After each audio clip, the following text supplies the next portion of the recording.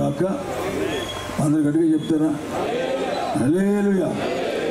మరి కూడి వచ్చిన మీ అందరికీ యేసుక్రీస్తు నామములో నా హృదయపూర్వకమైన వందనాలు. అలాగే మరి ముఖ్యంగా నా తోటి దైవజనులందరికీ నా ప్రత్యేకమైనటువంటి వందనాలు తెలియజేస్తా ఉన్నా. అలాగే ప్రేమతో ఇక్కడ పిలిచిన మరి మన సహోదరుడు జోసెఫ్ గారికి, మరి వారి సతీమణికి, వారి కుటుంబానికి కూడా మరి ముఖ్యంగా వారిద్దరికి నా యొక్క వివాహ దినపు శుభాకాంక్షలు. పొద్దుట రాగానే చెప్పాను అనుకోండి, ఇప్పుడు మళ్ళీ అందరి ముందు చెబుతా ఉన్నాను. దేవుడు వారిని ఇంకా దీవించి రానున్న దినాలలో వారు ఇంకా చక్కగా అద్భుతంగా దేవుడు వారిని హెచ్చించాలి, ఆశీర్వదించాలని ఆశపడుతూ నా శుభాకాంక్ష వారికి తెలియజేస్తా ఉన్నా. దేవుడికి మహిమ కలుగును గాక. హల్లెలూయా. అందరూ కొంచెం గట్టిగా హల్లెలూయా స్తోత్రాలు చెప్తూ ఉంటేనే మరి వాక్యం వస్తుంది, లేకపోతే రాదు. కనుక ప్రతి ఒక్కరు కూడా చక్కగా మరి అలర్ట్గా ఉండాలని నేను కోరుతున్నా. ఎందుకంటే ముదుళ్ళు అందరూ ఉంటారు ఇక్కడ, మరి అందరికీ వాక్యం తెలుసు కాబట్టి ఏదో మరి కొత్త విషయాలు కాదు నేను చెప్పేది. కనుక ప్రియులారా, అవసరమైన విషయాలు చెప్తాను నేను సాధారణంగా. మరి ఎప్పుడు కూడా కొత్తవి చెప్పాలన్న ఉద్దేశం కాదు, కానీ ప్రజెంట్ అంటే కరెంట్ అఫైర్స్ అంటారు సరే, అలా ప్రస్తుత కాలంలో ఏం జరుగుతుందో దాని గురించి నేను మాట్లాడడానికి ఇష్టపడతా ఉంటా. అంటే ఇష్టపడడం కాదు, కానీ అలాంటి అభిషేకాన్ని దేవుడు నాకు ఇచ్చాడు. దేవుని స్తోత్రములు కాదు. హల్లెలూయా.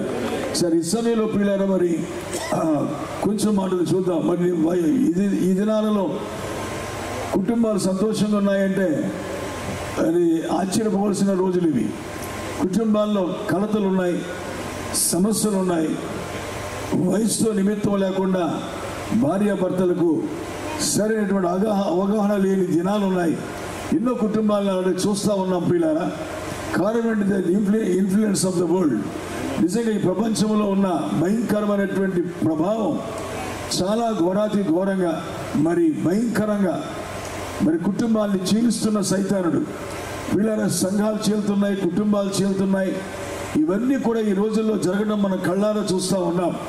కనుక ఏ వయసుతో కూడా నిమిత్తం లేకుండా పిల్లలు పుట్టినా పుట్టకపోయినా, కొత్తగా పెళ్ళైన వాళ్ళైనా నిజముగానే సంతోషంగా ఉన్నారు అంటే చాలా అది ఒక పెద్ద ప్రశ్నగా ఈ రోజుల్లో ఉంది.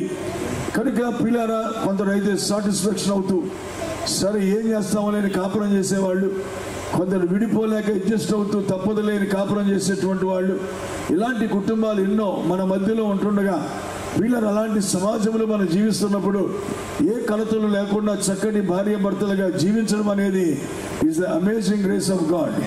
నిజంగా దేవుని యొక్క అద్భుతమైన కృప అని చూస్తున్నాం ప్రియులారా. ఎందుకంటే ఒక ఆయన చెప్పాడు, భార్యాభర్తలు అంటే the two different natures living under one roof అన్నాడు. అంటే రెండు విభిన్న స్వభావాలు గల ఇద్దరు మనుషులు ఒకే ఒక రూఫ్ కింద, అంటే ఒకే కప్పు కింద వారు జీవించడం చాలా కష్టమైన పరిస్థితి, లేక ఇబ్బందికరమైన పరిస్థితి. ప్రతిసారి ఏదో అడ్జస్ట్ అవుతూనే ఉండాలి, చాలా జాగ్రత్త పడుతూ ఉండాలి. భార్యాభర్తలు విడిపోవడానికి చాలా పెద్ద కారణాలు ఏమీ అవసరం లేదు. భార్యాభర్తలు విడిపోవడానికి చాలా పెద్ద కారణాలు ఏమి అవసరం లేదు. వెరీ సింపుల్, చాలా సింపుల్గానే భార్యాభర్తలు విడిపోతూ ఉంటారు. చాలా చాలా చిన్న కారణాలు. ఎందుకంటే దే డోంట్ నో, వారికి ఏంటి తెలియదు అంటే అసలు వాట్ ఈస్ ద మ్యారేజ్, పెళ్ళంటే ఏంటి, అసలు ఎందుకు కుటుంబాన్ని దేవుడు ఇచ్చాడు, ఏ రీతిగా కుటుంబాన్ని నడుపుకోవాలో అవగాహన లేక లోకాన్ని, లోక ప్రభావాన్ని చూస్తూ ఇతరుల వల్లే ప్రవర్తించాలని ప్రయత్నిస్తూ చాలామంది కుటుంబాన్ని సర్వనాశనం చేసుకుంటా ఉన్నారు. ప్రియ దేవుని బిడ్డలారా, చాలా జాగ్రత్తగా మీరు ఆలోచించాలి. నేను చెప్తున్నా, ఒక ఎక్స్పీరియన్స్తో చెప్తా, ఒక మంచి ఉదాహరణ చెప్తాను. ఉదాహరణ కూడా కాదు, ఒక ఎక్స్పీరియన్స్లో ఒక మాట చెప్తా. ఏంటంటే, ఏ భార్యాభర్తలు కూడా పెళ్ళైన వెంటనే అతికేసుకొని కలిసిపోయి చాలా హ్యాపీగా ఉండడం ఏం ఉండదు. అంటున్నారా? హల్లెలూయా. వింటున్నారా? అసలు మాట కరెక్టేనా? పెళ్ళైన వెంటనే మొదటి రోజు నుంచే చాలా హత్యేసుకొని ఇద్దరు కూడా ఒకరినొకరు మరి భార్యాభర్తలు కలిసిపోవడం అనేది కౌగులించుకున్నంత సులువు కాదు. కౌగులించుకోవడం, కలిసిపోవడం కాదు అది. నో, ఇవన్నీ బోల్డ్ యాక్షన్లు ఉంటాయి. కాబట్టి నేనేం చెప్తున్నానంటే, భార్యాభర్తలు కలిసిపోవడం, కలిసి ఒక మనసు కింద అయిపోవడం అనేది ఇట్స్ నాట్ ఈజీ థింగ్. చాలా కష్టమైన పరిస్థితి. నేనేమంటున్నానంటే, డే బై డే జాగ్రత్తగా మనం నడుస్తూ ముందుకు వెళుతున్న సమయాలలో ఒక అవగాహన పెరుగుతూ పెరుగుతూ పెరుగుతూ పెరుగుతూ ఒక రోజున భార్య భర్తలు ఒకరినొకరు ఎడబాయని స్థితిలోకి వస్తారు. ఇప్పుడు జోసెఫ్ గారిది అదే ఏజ్, ఇంచుమించు నాది అదే ఏజ్. ఇంకా ఏంటంటే ముందులో ఉన్న ఒడిదుడుకులు ఉండవు, ఇప్పుడు ఇంకా ముందులో ఉన్న ఉద్రేకాలు ఉండవు ఇప్పుడు. దేవుని స్తోత్రం. అలాగే క్రీస్తుతో కూడా సంఘం ఐక్యమయ్యే ముందు, క్రీస్తుతో కూడా సంఘం ఐక్యమయ్యే ముందు లేక చాలా తప్పటడుగులు విశ్వాసులు పడతా ఉంటాయి, పొరపాట్లు చేస్తూ ఉంటాం, తొందరపడతా ఉంటాం. కానీ ఒక దినం వచ్చేటప్పటికి చావైన బతుకైన దేవుడే నా ప్రియుడే నాకు సమస్తం అన్న స్థాయిలోకి వచ్చేస్తాం. హల్లెలూయా. ఎందుకంటే దట్ ఈస్ ద నేచర్, లేక అది ఒక కార్యము దేవుడు ఆ రీతిగా జరగడానికి నిర్ణయించాడు. కాబట్టి కనుక స్టార్టింగ్ నుంచే చాలా మంచి భార్య భర్తలుగా ఉండడం అనేది అంత సులువైన పద్ధతి విధానము కాదనే విషయాన్ని ప్రతి వారు గమనించాలి. కాబట్టి పెళ్ళైన 2-3 రోజుల్లోనే విడాకుల కోసం వెళ్ళిపోతారు చాలామంది. కారణం ఏంటంటే వారికి అసలు అడ్జస్ట్ అవ్వడం కానీ అర్థం చేసుకోవడం కానీ చేత కాని పరిస్థితి. ఆ 2-3 రోజుల్లో ఒకరికొకరికి ఏం అర్థమవుతారు? డిఫరెంట్ నేచర్స్, 2 రకాల విభిన్న స్వభావాలు. ఈ స్వభావాలు ఒకేసారి అలా కలిసిపోతాయి, కలవవు. భార్య భర్తలు కూర్చొని మాట్లాడుకొని చక్కగా ఒకరి స్వభావం ఒకరు చక్కగా పంచుకుంటూ ఇష్ట కష్టాల్ని పంచుకుంటూ వెళుతున్నప్పుడు మాత్రమే పిల్లరా ఆ చక్కటి ఐక్యత, ప్రేమ అనేది మనుషుల్లో వస్తుంది, కుటుంబాల్లో వస్తుంది. నేను అంటున్నాను, భూమి మీద ఒక చక్కటి కుటుంబాన్ని కలిగి ఉండడం కన్నా అంత ఆశీర్వాదకరమైంది, ఐశ్వర్యవంతమైంది ఏది లేదు అని నేను నమ్ముతాను. ఎందుకంటే దేవుడు అంత ప్రేమతో, అంత ఇష్టంతో కుటుంబ వ్యవస్థను దేవుడు ఏర్పాటు చేశాడు. అంత గొప్పది కుటుంబ వ్యవస్థ. కానీ ఈ రోజున కుటుంబ వ్యవస్థ చాలా మంది భార్య భర్తలు బాగుంటారు కానీ పక్కోడితో సంబంధం పెట్టుకుంటారు. చాలా మంది భార్య భర్తలు మంచిగా ఉన్నట్టుంటారు కానీ భర్త వేరొక వ్యాపారంతో ఉంటాడు, స్త్రీ వేరొక వ్యాపారంతో ఉంటుంది. ఈ కుటుంబాన్ని ఎవడు బాగు చేయలేడు. సైతానే వారి కుటుంబాల్లో ఏలుబడి చేస్తూ ఉంటుంది. కాబట్టి చాలా జాగ్రత్తగా అర్థం చేసుకోవాలి విషయాల్ని. ప్రియులారా, we are Christians but not beyond the world. మన క్రైస్తవులమే కానీ ఈ లోకాన్ని మించిన వాడు ఏం కాదు. We are living in the world, we are living in the body. కనుక శోధించబడే ఒక శరీరంలో జీవిస్తున్నాం మనం. ప్రియులారా, ఎందుకంటే కొద్ది రోజులకి భార్య టెస్ట్, బట్టల టెస్ట్ ఇద్దరికి నచ్చదు. నేను ఓపెన్గా చెప్తున్నాను కొన్ని విషయాలు. నేను ముసలివాడిని, అనుభవంతో చాలా విషయాలు చెప్తుంటా, చాలా మంది జీవితాలను చూసి మాట్లాడుతూ ఉంటా. కాబట్టి గుర్తుపెట్టుకోవాలి ప్రియుల, టేస్ట్లు నచ్చవు. ఇంకా ఎప్పుడు దీని ముఖమే చూడాలా, ఎప్పుడు ఇడు ముఖమే చూడాలన్నట్టు పక్క పక్కల్ని పొరుగింటి పుల్లకూర రుచి అన్నట్టుగా బయలుదేరేటువంటి వాళ్ళు కూడా ఉంటారు. ఈనాడు యూట్యూబ్ల నిండా, లోకములో సోషల్ మీడియాల నిండా కూడా కార్యాలు ఇవే కదా, ఇవి వేరేనా ఉన్నాయా? ఇవి తప్ప వేరే కార్యక్రమాలు లేవు ప్రియులారా. కనుక దయచేసి నేను గమనిస్తున్నా, మరి ఎన్ని కూడా ప్రేమతో చెప్తున్నాను ప్రియులారా. సంఘాలు ఇలాంటివి ఉండవు అంటే కూడా ఏమి ఆశ్చర్యపోవాల్సిన అవసరమో లేదు. ఎందుకంటే పాస్టర్ను మోసగించి చక్కగా జీవించేటువంటి భార్య భర్తలు వారి వ్యాపారాలు వారికి ఉంటాయి. అందుకే ప్రవక్త ఒక చక్కటి అద్భుతమైన ప్రసంగం చేశాడు. డోర్స్ ఇన్ ఏ డోర్, ద్వారము లోపలి ద్వారం అని ఒక అద్భుత ప్రసంగాన్ని చేశాడు ప్రవక్త. జాగ్రత్త గమనించండి. ప్రతి ఒక్కరికి ఒక ప్రైవేట్ లైఫ్ ఉంటుంది. రైట్? ప్రైవేట్ లైఫ్ అంటే ఏంటి? ప్రజలకి, పబ్లిక్ ఎవరికి తెలియదు ఆ విషయం, బయట వాళ్ళకి తెలియదు ఆ విషయం. హల్లెలూయా. దేవునికి కూడా తెలియదు అనుకునే మూర్ఖులేళ్ళు. దేవుని తీసుకొచ్చి లోపల పెట్టుకుంటారు కానీ ఈ హాల్లోనే ఉండాలి, ఈ గదిలోకి నువ్వు రాకూడదని చెప్పి ఆ గదిలోకి ఆయన రానివ్వకుండా వారి ప్రైవేట్ లైఫ్, దాన్ని ప్రైవేట్ లైఫ్ అంటారు. దాన్ని ఎవరికి తెలియని ఒక ప్రైవేట్ లైఫ్ ఉంటుంది ప్రతి ఒక్కరికి. కానీ God wants that private life. He wants to enter into that private life. దేవుడు ఆ యొక్క వ్యక్తిగత జీవితంలోనికి ప్రవేశించాలని చూస్తున్నాడు ఆయన. దేవునికి స్తోత్రం కలుగునుగాక. దేవుడు ప్రభు అనే మాటను వాడితే you have to surrender whole life. నీవు ఖచ్చితంగా నీ ప్రతి జీవితాన్ని కూడా ఆయనకు అప్పగించాలి. ఆయనకు అధికారానికి ఆయనకి అప్పగించినప్పుడే ఆయనకి ప్రభు అవుతాడు తప్ప కొన్ని గదుల్లో రహస్యాలు ఉంచుకొని, కొన్ని గదుల్లో జాగ్రత్తగా ప్రైవేట్లో పెట్టుకొని దేవుడు అంటే నువ్వు ఎవరిని మోసం చేయలేవు. చివరికి నీకు నువ్వే మోసపోయే ప్రమాదం ఉంటుంది. అందుకే అంటారు ప్రతి వారు ఓపెన్గా తప్పులు ఒప్పుకోవాలి, ప్రతి వారు ఓపెన్గా పొరపాట్లు చెప్పుకోవాలి. భార్యలు భర్తలతో ఒప్పుకోవాలి, భర్తలు భార్యలతో ఒప్పుకోవాలి. అవసరమైతే సంఘములు అందరి ముందు ఒప్పుకోవాలి. ఆ ఉద్యమం మళ్ళీ సంఘాల్లోకి తిరిగి రావాలి. దేవునికి మహిమ కలుగును గాక. That is the real revival in the churches. అది ఏదో రహస్యంగా దాచుకొని మాట్లాడడం కాదు. అవసరమైతే సంఘములో దమ్ముంటే లేచి నిలబడి మాట్లాడి నేను తప్పు చేశానని చెప్పగలగాలి ఈ రోజున. అది నిజంగా దేవుడు కోరుకొని అసలు యథార్థమైన జీవితం అయ్యింది. అప్పుడే సంఘములో ఉద్యమం వస్తుందని ఒక సూచన. గట్టిగా వాక్యం చెప్తే ఉద్రేక పనులందరూ లేచి కప్పుకి తగిలినంత పైకి ఎత్తెగిరి ఆమె నల్లు అంటే కుదరదు. They have to confess their private lifes. ఖచ్చితంగా వారి యొక్క వ్యక్తిగత జీవితాలను వారు ఒప్పుకొని తీరాలి. కుటుంబాల్లో ప్రేమ రావాలంటే, కుటుంబాల్లో మంచి పరిస్థితి రావాలంటే, భార్య భర్తల మధ్య అరమరికలు లేకుండా ఉండాలంటే ఈ ఒప్పుకోవడము క్షమించడం అనే రెండు కార్యాలు ఖచ్చితంగా ప్రతి కుటుంబంలో ఉండి తీరునుగాక. హల్లెలూయా. ఒక రోజున 4 వారాలు 5 వారాలు చెప్పా. కన్ఫెషన్ అనే వర్తమానం కదిలించి పడేసిన మొత్తం సంఘాన్నే కాదు, బయటోళ్లే కాదు. ఆ క్యాసెట్ విన్న వాళ్ళందరూ ఉడికెత్తిపోయి రాత్రులు ఫోన్ చేసేవారు, బాబోయ్ పాస్టర్ గారు భయం వేసేస్తుంది. ఎందుకు చెప్తున్నాను ఈ విషయం అంటే ప్రియులారా, కన్ఫెషన్ ఈజ్ వెరీ ఇంపార్టెంట్. అసలు కన్ఫెషన్ లేకుండా జీవితం, క్రైస్తవ జీవితం స్టార్ట్ అవ్వదు. క్రైస్తవ జీవితం స్టార్ట్ అవ్వాలంటేనే దట్ ఈస్ ద బిగినింగ్. ఏది? కన్ఫెషన్, ఒప్పుకోవడం, తప్పులు ఒప్పుకోవడం అనేది. Glory to lord. 2-3 ఫోన్ చేసి అన్నారు, పాస్టర్ గారు నా భార్య ఒప్పుకుంటే నాకు కాపురం చేయడం కదా నాతో అన్నాడు. చేయకపోతే మానే ఒప్పేసుకెళ్ళన్నారు. మీ మధ్య అలాంటి జరగదు. యథార్థంగా నీకు తప్పు చేశానని నీకు అనిపిస్తే, యథార్థమైన పశ్చాత్తాపం నీకు వస్తే వెళ్ళి ఒప్పుకో భార్య దగ్గర. ఆమె నిన్ను ఖచ్చితంగా ప్రేమిస్తుందన్న. 2 రోజులు ముఖం ఎత్తి పెట్టిందంట, తర్వాత మంచిగా ప్రేమగా మారిపోయాడు.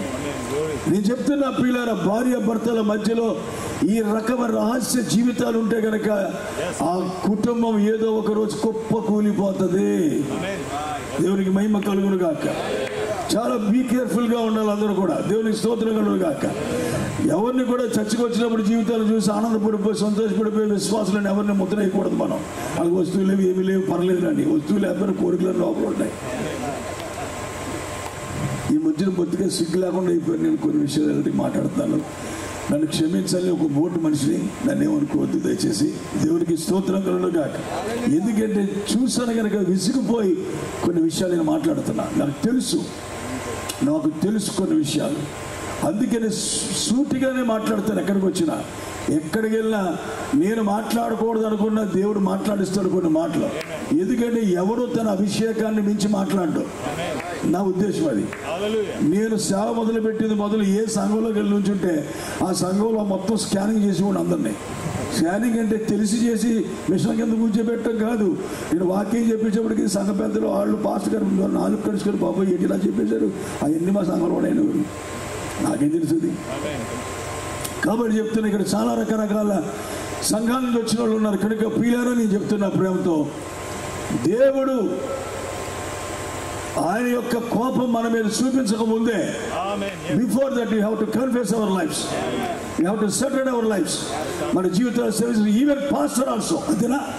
పాస్టర్లైన పై పరలోకం నుంచి ఊడిపడ పాస్టర్లు కూడా అవసరమైతే ఖచ్చితంగా తమ జీవితాన్ని భార్యలు తొప్పుకొని తీరాలి, భర్తలు తొప్పుకొని తీరాలి. పాస్టర్లు ఎవరైనా చేయాల్సింది, ఇందులో డౌటే లేదు. ఇక దేవుడి దగ్గర ఉన్నది ఒక తక్కడే. పాస్టర్ గారికి ఒక తక్కడి, విశ్వాసకు తక్కడి, ఏ కనుక తక్కడి ఏమి లేదు. అందరిని తీసుకెళ్ళి ఒక తక్కడిలో పడతాడు ఆయన. దేవునికి స్తోత్రం కలుగును గాక. అవసరమైతే పాస్టర్ల తక్కడి ఇంకా తేలిగ్గా ఉంటుంది, మనకి ఇచ్చిన ఇంకా బరువుగా ఉంటాయి. ఎందుకంటే మనది డబల్ కదా.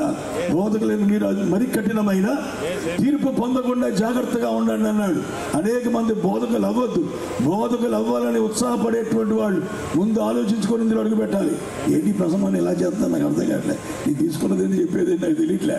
దేవునికి మహిమ కలుగును గాక. నేను దేవుడు నన్ను లైన్లో పెట్టాలని ప్రార్థన చేయండి అందరూ. Glory to Lord. హల్లెలూయా. కాబట్టి ఖచ్చితంగా ప్రతి ఒక్కరు కూడా ఈ విషయాన్ని గ్రహించాలి. ఎందుకంటే ఈ కూటాలు ఇవన్నీ కూడా ఫైనల్ వార్నింగ్స్. గమనిస్తున్నారా? నో టైమ్ అట్ ఆల్, సమయం లేదు ఇక. ఫైనల్ వార్నింగ్స్ అన్ని కూడా ఖచ్చితంగా చెప్తున్నాను ప్రియులారా.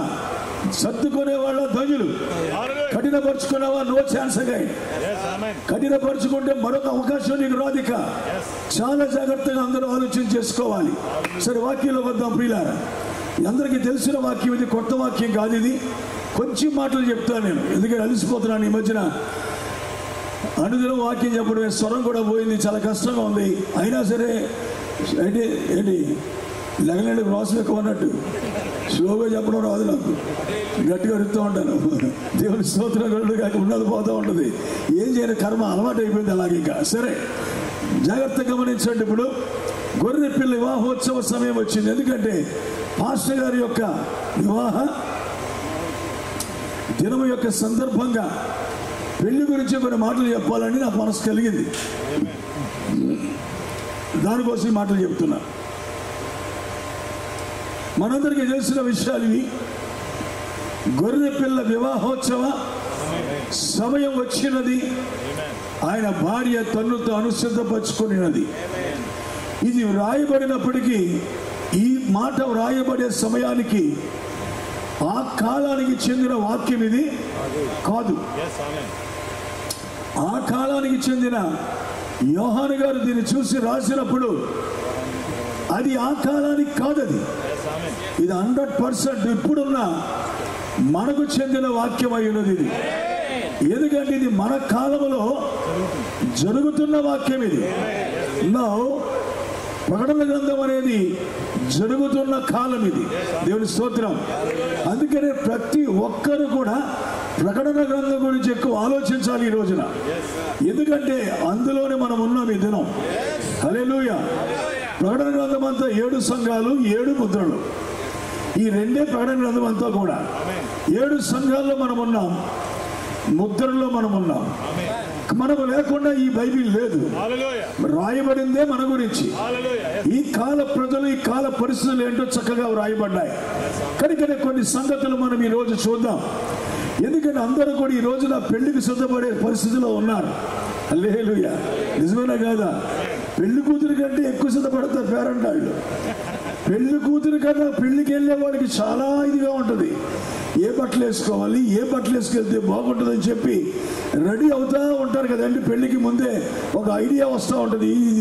అలాగే పాస్టర్లు ఉన్నారంటే ఏ సూట్ వేసుకోవాలి, లేకపోతే మరి ఏ బట్టలు వేసుకుంటే బాగుంటుంది అని కొందరు ఆలోచిస్తారు. ఏ చీరలు కట్టుకుంటే బాగుంటాయి, ఏ జాకెట్ మ్యాచింగ్ వేస్తే బాగుంటుంది, ఆ రోజు ఏ చెప్పులు వేసుకుంటే బాగుంటుంది, ఇవన్నీ కూడా చక్కగా ఆలోచించుకుంటారు. పెళ్ళి అంటే ఇట్స్ స్పెషల్ డే, అదొక ప్రత్యేకమైన దీని. ఇంకో గట్టిగా చెప్పాలంటే మానవ జీవితంలోనే పెళ్ళి అనేది ఏ గ్రేటెస్ట్ టర్నింగ్ పాయింట్. కరెక్టేనా? చాలా అద్భుతమైన ఒక మలుపు లాంటిది పెళ్లి జీవితంలో. పిల్లరా ఈ యొక్క అందుకే నేను చాలా మంది మరి మహానుభావులు, మేధావులు చెప్తా ఉంటారు, ఇట్స్ ఎ డేంజరస్ టర్నింగ్. ఏమంటారు? Like a dangerous curve. ఇది చాలా ప్రమాదకరమైన మలుపు. ఆగి నెమ్మదిగా వెళ్ళాలి. బొమ్మ బాగుందిగా దూకేకూడదు. దేవుడికి స్తోత్రం. బొమ్మ ఎర్రగా బుర్రగా దూకేకూడదు. జాగ్రత్తగా ఆలోచించి, దేవుని స్తోత్రం, నెమ్మదిగా వెళ్ళాలి అందులో. కనుక సెలక్షన్ దగ్గర ఫెయిల్ అయితే లైఫ్ విల్ బి ఫెయిల్.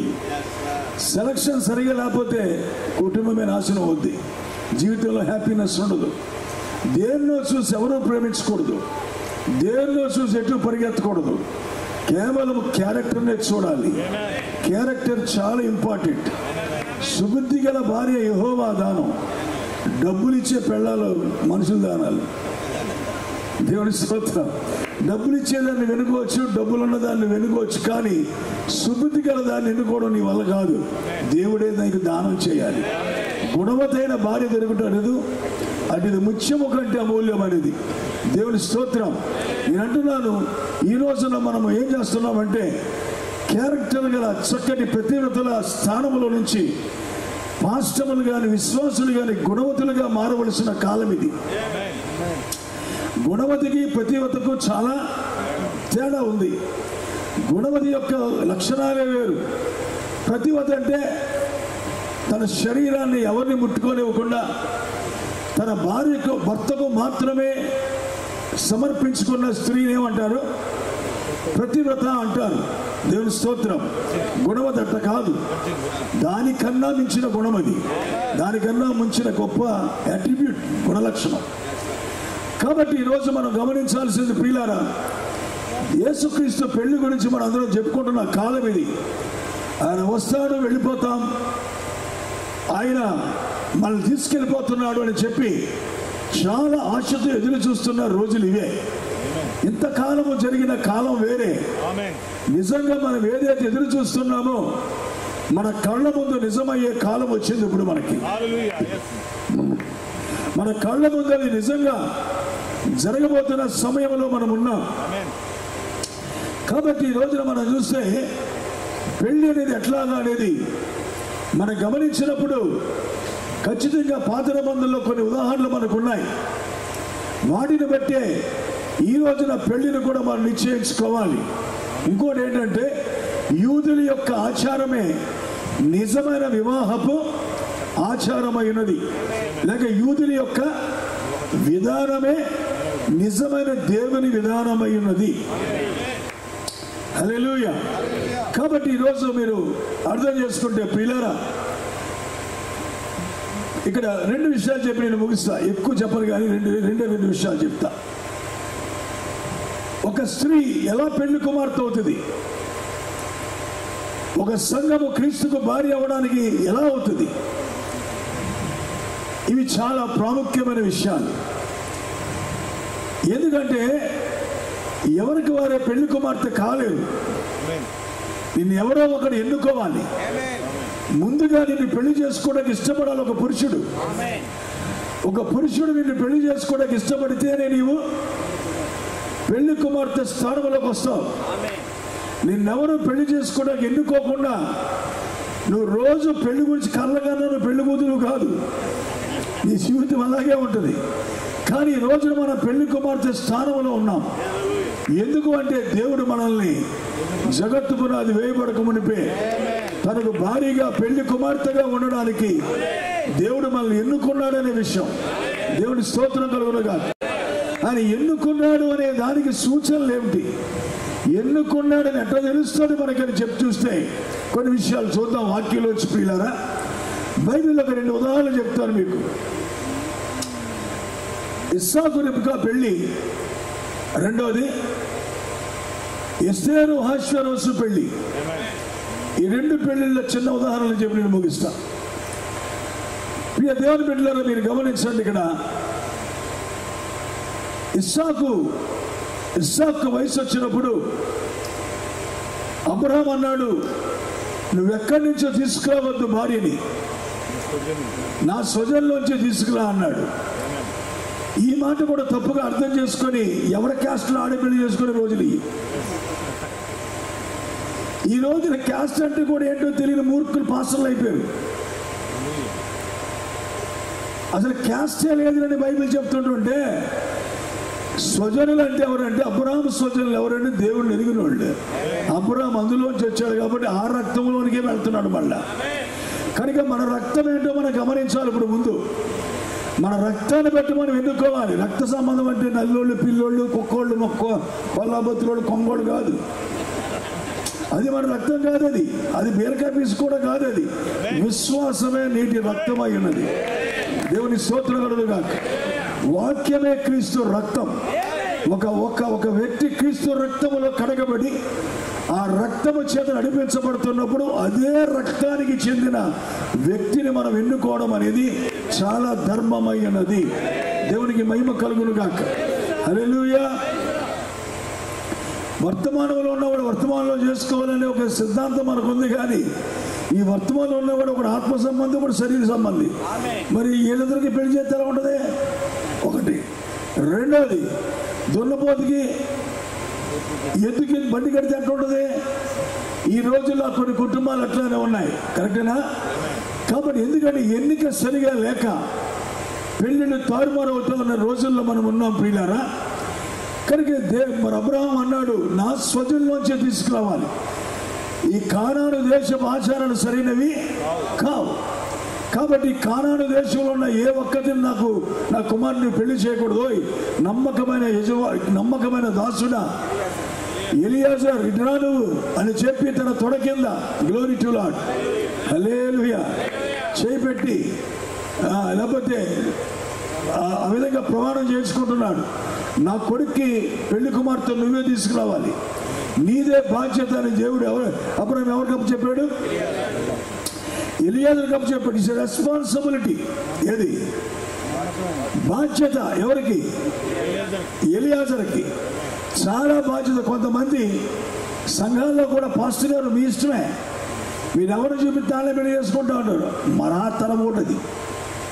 కారణం చేసా చాలా జాగ్రత్తగా చూసే, లేకపోతే ఆడు రేపు పొద్దున ఏం జరిగినా తిట్టేది ఎవరిని? ఫస్ట్ పాస్టర్ తిడతాడు. అందుకని మన పాప ఎంత అద్భుతంగా చెప్పాడంటే, ఎవరి భార్యను ఆడి అనుకోండి అన్నాడు, ఎవరి భర్తను వాళ్ళే గుర్తించాలి అన్నాడు.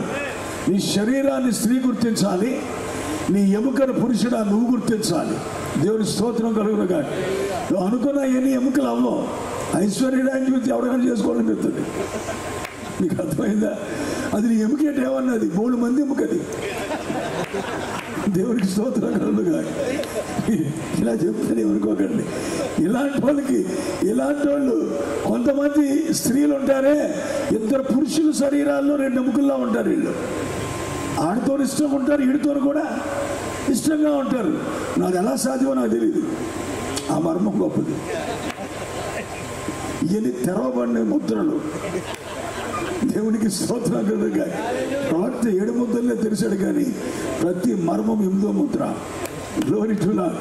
కొంతమంది ప్రార్థన ఫోన్ చేస్తారు నాకు, ఏం చేస్తుంది పాస్టర్ గారండి, చాలా కష్టాలు ఉన్నాను చండి, చర్చి సేవ దాకా వచ్చి ఆగిపోయిందండి, దయచేసి ప్రార్థన చేయండి. అప్పుడు జాగ్రత్త కలిగిన ముద్ర ఎత్తుకుంటాం. ఆ ముద్రలో కూడా అర్థమవుతుంది అనమాట.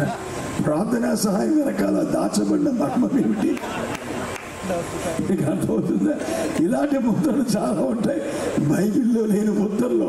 వాస్తువులే జాగ్రత్త వివేచనతో విప్పుకోవాలంటే మన సంఘంలో కూడా అర్థం కాని ముద్రలు ఉంటాయి సంఘాల్లో. మీకు అర్థమైందండి? ఈ ముద్రలు కూడా చాలా జాగ్రత్తగా ప్రార్థన చేసి ఆ ముద్రలో ఉన్న మర్మం తెలియకపోతే అది సంఘానికే టెండరెట్టేస్తారండి. మీకు అర్థమవుతుందా? దేవునికి మహిమ కలుగును గాక. జాగ్రత్తగా వినండి పిల్లలు, కొన్ని మాటలు చెప్తున్నా. కాబట్టి ప్రతి ఒక్కరు కూడా ఎవరికి వాళ్ళే ప్రార్థన చేసుకోవాలి. ఎలియాజరు కూడా ఎంత చక్కని నమ్మకస్తుడంటే, అబ్రాహాముకున్న పెద్ద దాసుడు, నమ్మకమైన పరిచారకుడు. నేను చెప్తున్నా, ప్రతి పెళ్లిలో ఒక మధ్యవర్తి లేకుండా పెళ్లి జరగదు అనే రోజులు గతించిపోయాయి. కరెక్టేనా? కానీ బైబిల్లో ఏ పెళ్లి జరిగినా దేర్ ఇస్ ఎ మీడియేటర్. ఖచ్చితంగా మధ్యవర్తి ఉన్నాడు. కానీ ఇప్పుడు పెళ్లిల్లో మధ్యవర్తులు లేరు. మధ్యవర్తి ఏది తెలుసా? ఆన్లైన్, వాట్సాప్ మధ్యవర్తి. మీకు అర్థమవుతుందండి? ఈ వాట్సాప్లు ఫేస్బుక్లో అయ్యే మధ్యవర్తులు కొన్ని పెళ్ళి అవుతున్నాయి. తర్వాత మరి ఏంటి అసలు ఏమీ లేకుండా పాస్టర్ ఎవరు అడిగితే పెళ్ళి అయిపోతుంది. మీకు అర్థమవుతుందండి? కాబట్టి నా ప్రియ సోదరులారా, అదంతా అక్రమమైన విధానం అని ఖచ్చితంగా నేను చెప్తున్నాను ఈరోజు. అదంతా అక్రమమైన పద్ధతి, దేవుని విధానం అది కాదు. ఆదిలోనే దేవుడు ఒక మానవుడు అంటే జీవించేలా, పెళ్లి చేసుకుని ఎలా కాపురం చేయాలో అన్నీ చెప్పేశాడు దేవుడు. దేవుడి స్తోత్రం కలుగును గాక. పెళ్లి ప్రసంగం ఎప్పుడు చెప్పడం ముఖ్యమే, ఎప్పుడు కూడా ఇంపార్టెంట్ అది. ఎందుకంటే ఎవరి been problem in the world. ఏ ప్రవక్త వచ్చినా ఎవరు వచ్చినా దాన్ని డీల్ చేయకుండా ఎవరు వెళ్ళరు ఇక్కడి నుంచి. అంత పెద్ద ప్రాబ్లం పెళ్లి, కుటుంబం. నీకు అర్థమైందా? కొన్నిసార్లు తలతిక్కలైపోయి మాకు తల మునకలైపోయి ఒక్కొక్క కుటుంబంలో ఎలాంటి తీర్పు తీర్చాలో కూడా మాకు అర్థం కాని పరిస్థితి. తల ప్రాణం తోకొస్తున్నట్టు చూరా అలా అయిపోతుంటుంది మా పరిస్థితి. అలాంటి కఠినమైన జటిలమైన సమస్యలు ఉన్నాయి పిల్లారా. కాబట్టి ఈరోజు పెళ్లి చేసుకున్న వాళ్ళు కూడా క్రమపరుచుకునే విధానం ఒకటి ఉంది మనకి. అది ఖచ్చితంగా మనం వాక్యమే దానికి ఆధారమై ఉంది. దాన్ని బట్టి మనం సరి చేసుకోవాలి. సరే, ఇక్కడ ఏం చూస్తున్నామంటే ఎలియాజరుని పంపి, లేక ఎలియాజరుకి ఒక ఆజ్ఞ ఇచ్చి ఈ బాధ్యత నీది నువ్వే తీసుకురావాలి అని పంపించాడు దేవుడు. ఎవరిని? ఎలియాజరుని పంపించాడు. ఎలియాజరు వెళ్ళాడు. వెళ్ళిన తర్వాత కరెక్ట్గా అబ్రహాము యొక్క ఊరెళ్ళి వాళ్ళ చెల్లెలు వాళ్ళు అక్కడ ఉంటున్నారు. వాళ్ళ దగ్గరికి పోయి ఆ ఊరిలో నిలబడి, ఎందుకు ఎవరో ఏంటో ఎలియాజరుకు కూడా తెలియదు. అబ్రహాం బయటకు వచ్చి చాలా కాలం అయిపోయింది. ఎలియాజరుకి తెలియదు, అసలు వాళ్ళు ఎవరో ఏంటో తెలియదు. కాబట్టి అతను కూడా ఎవరిపై ఆధారపడుతున్నాడు? దేవుని మీదే ఆధారపడి ప్రార్థన చేస్తూ ఉన్నాడు. ప్రభువా, ఇక్కడ నీళ్లు చేదుకోవడానికి ఈ సాయంకాల వేళ చాలా మంది కన్యకలు వస్తూ ఉన్నారు ఆయన. గ్లోరీ, హల్లెలూయా. అయితే ఇందులో ఎవరు నా యొక్క యజమాని కుమారునికి భార్య అవుతుందో నాకు తెలియదు, కాబట్టి నేను ప్రార్థన చేస్తున్నాను, ఒక సూచన పెట్టుకుంటున్నాను. నేను ఏంట సూచన అంటే, నేను నీళ్ళు అడుగుతాను, నువ్వు త్రాగు, నీ ఒంటలకు కూడా పోస్తానని ఏ చిన్నది అంటదో ఆమె నా యజమాని కుమారునికి భార్య అవుతుందని చెప్పి గ్రహించుకొని, లేక ఒక చక్కటి సూచన పెట్టుకొని ప్రార్థన చేశాడు. ఒంటలు కూడా మోకరించి ప్రార్థన చేశాయి. ఒంటలు కూడా మోకరించాయి, అతను కూడా మోకరించాడు. దేవునికి స్తోత్రం. మోకాళ్ళ ప్రార్థనలో శక్తి ఉందని నమ్ముతారా? కానీ ఈ రోజున ఎవరు కూడా మోకాళ్ళ ప్రార్థన చేయట్లే. 30 సంవత్సరాలకి కిందకు కూడా ప్రార్థన చేస్తారు. 10 మళ్ళీ నడువులు పడిపోయా, కాళ్ళు నొప్పులు చేతను ఎప్పుడని ఖచ్చితంగా మోకాళ్ళు వేసి ప్రార్థన చేయాలి. ప్రార్థన ఫస్ట్ ప్రిఫరెన్స్ ఏంటంటే మోకాళ్ళపై ఉండి ప్రార్థన చేయటం. అది చాలా ఇంపార్టెంట్. అది ఎందుకంటే ముసలాళ్ళు అయిపోయి చేయలేకపోతున్నాం. అసలు ఒకసారి మోకరించానంటే మళ్ళీ కింద దిగేవాడు కాదు. నేను మోకరిస్తే మోకాళ్ళ మీదే 2-3 గంటలు ప్రార్థన చేసిన మోకాళ్ళ మీద చేసేవాడు. ఆ జనాలు వేరే సంతోషం. ఆ యవనస్తుడిగా ఉన్నప్పుడు ఎంతో బాగా చేసుకునేవాడు. ఇంచుమించు 2-3 సంవత్సరాల క్రితం వరకు కూడా నేను మోకాళ్ళు వేసే ప్రార్థన చేసుకునేవాడిని. కానీ ఇప్పుడు నాకు వీక్నెస్ వచ్చి బలహీన పడిపోయి కాళ్ళని నొప్పులు వచ్చి చాలా కష్టంగా ఇబ్బంది పడతా ఉన్న పరిస్థితుల్లో ఇప్పుడు కింద కూర్చొని అలాగే ప్రార్థన చేస్తున్నా. ఒక్కోసారి మంచం మీదే కూర్చొని కింద కూర్చోలేక అట్లాంటి పరిస్థితులు కూడా ఉన్నాయి. సాధ్యమైన వాడు చర్చలు ఇప్పుడు కిందే కూర్చొని ఉపవాస ప్రార్థన చేసుకుంటాం. కాబట్టి నేను ఏమంటున్నానంటే మోకాళ్ళ ప్రార్థన చాలా గొప్పది, శక్తివంతమైంది. సరే, ఇలా ప్రార్థన చేసి ముగించడం లేదో ఒక చిన్నది నడుచుకుంటూ వస్తాం, కడవ పట్టుకొని మనందరూ తెలిసిన స్టోరీ ఇది. నిజంగా ఇక్కడ ప్రార్థన చేసినప్పుడు దేవుని దూత అక్కడికి పోయి రిబ్కాని, నువ్వు నీళ్ళకి వెళ్ళాల్సిన సమయం ఇదే. దేవుని స్తోత్రం. బహుశా నేను అనుకుంటున్నా కొంతమందిని అలాగే ఈరోజు ఈ కూటానికి దేవుడు ప్రేరేపించి నువ్వు వెళ్ళి నీళ్లు తోడుకోవాలి. ఈరోజు నీళ్ళు అంటే ఏదో కాదు, వాక్యమే. సంఘ శాఖలన్నీ నూరు దగ్గరకు వచ్చి వాక్యం తోడుకుంటున్న సమయాల్లో, హల్లెలూయా, సంఘ శాఖలన్నీ వాక్యం కోసం ఎదుగుతున్న సమయాల్లో ఒక చిన్నది వస్తూ ఉంది. అక్కడ ఒక మధ్యవర్తి ఉన్నాడు. దేవునికి మహిమ కలుగునుగా. ఒక సూచనతో వచ్చాడు ఆయన. ఇదే దూత. గ్లోరీ. అబ్రహాం చెప్పాడుగా, లేదు లేదు లేదు, నువ్వేమి వెనక్కి జారకు, భయపడకు, దేవుడే తన దూతల్ని కూడా పంపిస్తాడు, వెళ్ళాడు. ఆ దూతే మార్గం చూపాడు. ఆ దూతే రిబ్కా దగ్గరికి పోయి ఇదే సమయం నువ్వు వెళ్ళు, త్వరగా వెళ్ళి నీళ్ళు చేతుకు రమ్మని నీళ్ల కోసం తొందర చేసినప్పుడు రిబ్కా నడుచుకుంటూ వచ్చింది కడవ పట్టుకొని. దేవుని స్తోత్రం. ఆమె నూతిలోకి దిగి నీళ్లు పట్టుకొని బయటకు వచ్చిన తర్వాత అంటున్నాడు ఏమని, అమ్మ కాస్త స్నానానికి ఇస్తావా? అయ్యా నీకే ఇవ్వడం ఏంటి, నీ వంటలు కూడా పోస్తానయ్యా. వెంటనే అక్కడే ఎగిరి గంతులేసేసి దేవునికి స్తోత్రం, దేవుడు నా కార్యం సమరం చేశాడు అనలేదు. ఎవరు అనలే. ఇది నిజమా కాదని మళ్ళీ ఇంకా పరీక్షించాడు. 10 ఒంటెల నీళ్ళే తాగే నీళ్లను ఆమె చేది పోసింది. ఎంతో చక్కగా బావిలోకి దిగి నీళ్లు పట్టి రావడం. పిల్లల 10 ఒంటెలకు పెట్టిందంటే ఇంచుమించు ఒక 100 బిందులు వేసి ఉంటుంది, ఒక 60-70 బిందులు వేసి ఉంటుంది. అంత కష్టపడిన వ్యక్తి. దేవుని స్తోత్రం. స్త్రీకి సహనం ముఖ్యం, స్త్రీకి పరిచర్య ధర్మం ముఖ్యం, స్త్రీలు వంటగదుల్లో ఉండడం ముఖ్యం. నమ్ముతారు ఈ మాట? ఇలా చెప్తుంటే ఈ రోజుల్లో చాలామంది ఎగతాళి చేసి, ఎవరి పాస్టర్ మేము 33% ఎత్తున్నాం, 40 చేద్దామని చూస్తున్నాం. దీన్ని ఆడవాళ్ళకి ఇప్పుడు రిజర్వేషన్లు, ఎమ్మెల్యే ఎంపీ సీట్లు, ఉద్యోగాల్లో సీట్లు ఇవన్నీ ఇద్దాం అనుకుంటుంటే ఈడెవరైనా ఇలా మాట్లాడుతాడా అని అనుకుంటారేమో. బైబిల్ మించి మేము మాట్లాడలేము. బైబిల్ అదే చెప్తుంది. దేవుని స్తోత్రం కలుగును గాక. ఆడవాళ్ళు మగవాళ్ళకి రాణుల్లో ఉండకూడదు, కానీ వంటగదుల్లో రాణుల్లో ఉండాలి. దేవుని స్తోత్రం. భర్తకి మంచి మంచి వంటలు చేసి పెట్టడానికి నేర్చుకోవాలి. ఇది చాలా ముఖ్యమైన పరిస్థితి. బ్యాంకుల దగ్గర నుంచి తిప్పుకుంటే ఉద్యోగాలకు వెళ్ళడం కాదు. కోపం తెచ్చుకోకుండా మీద. I'm sorry. చాలా ఎక్కువ చదివేసినప్పుడు వాళ్ళు ముందుంటారు. ఏం చేయమంటారు? ఇప్పుడు పక్కనెట్టేసే మొత్తం నీ భర్త ఏం చెప్తే చెయ్యి. పెళ్ళైన తర్వాత నీ భర్త ఇష్టమే తప్ప నీ ఇష్టమేగా ఉండదు. ముందు అడుగుతారు, మా అమ్మాయి ఉద్యోగం చేస్తారు, ఇష్టమేనా? వీడు దూడ, డబ్బు కమ్ముకుపోయిన దూడీడు. ఏం చేస్తాడు మరి? సరే ఇష్టమండి, మరి ఏం చేస్తాడండి? మరి ఇద్దరు పని చేసుకుంటే బాగుంటుంది కదండి. ఇద్దరు కాదు కదా, ముగ్గురు చేసుకున్నా బాగోదు మీకు. దేవుడి మీద విశ్వాసం ఉంటే ఒక్కడు చేసిన పని దేవుడు దీవిస్తాడు. దేవుడు వాక్యం ఏం చెప్పాడో ఆ వాక్య ప్రకారం నువ్వు చేస్తే తప్పకుండా దేవుడు నీ యొక్క చిన్న రాబడిని 5 రొట్టెలు 2 చేపల వల్లే చేయకపోతే యేసుక్రీస్తు దేవుడే కాదు. ఈ రోజున ఆయన వాక్యంలో చెప్పాడు కాబట్టి దానికి కట్టుబడి ఉంటాడు ఆయన. దేవుని స్తోత్రం. ఆడవాళ్ళు ఏమి వీధులు ఎక్కి రోడ్లు ఎక్కి చేయక్కర్లా. మగాళ్ళ మధ్య పనిచేసేటువంటి ఆడవాళ్ళు ఎంతమంది నమ్మకంగా ఉన్నారు ఈ రోజున?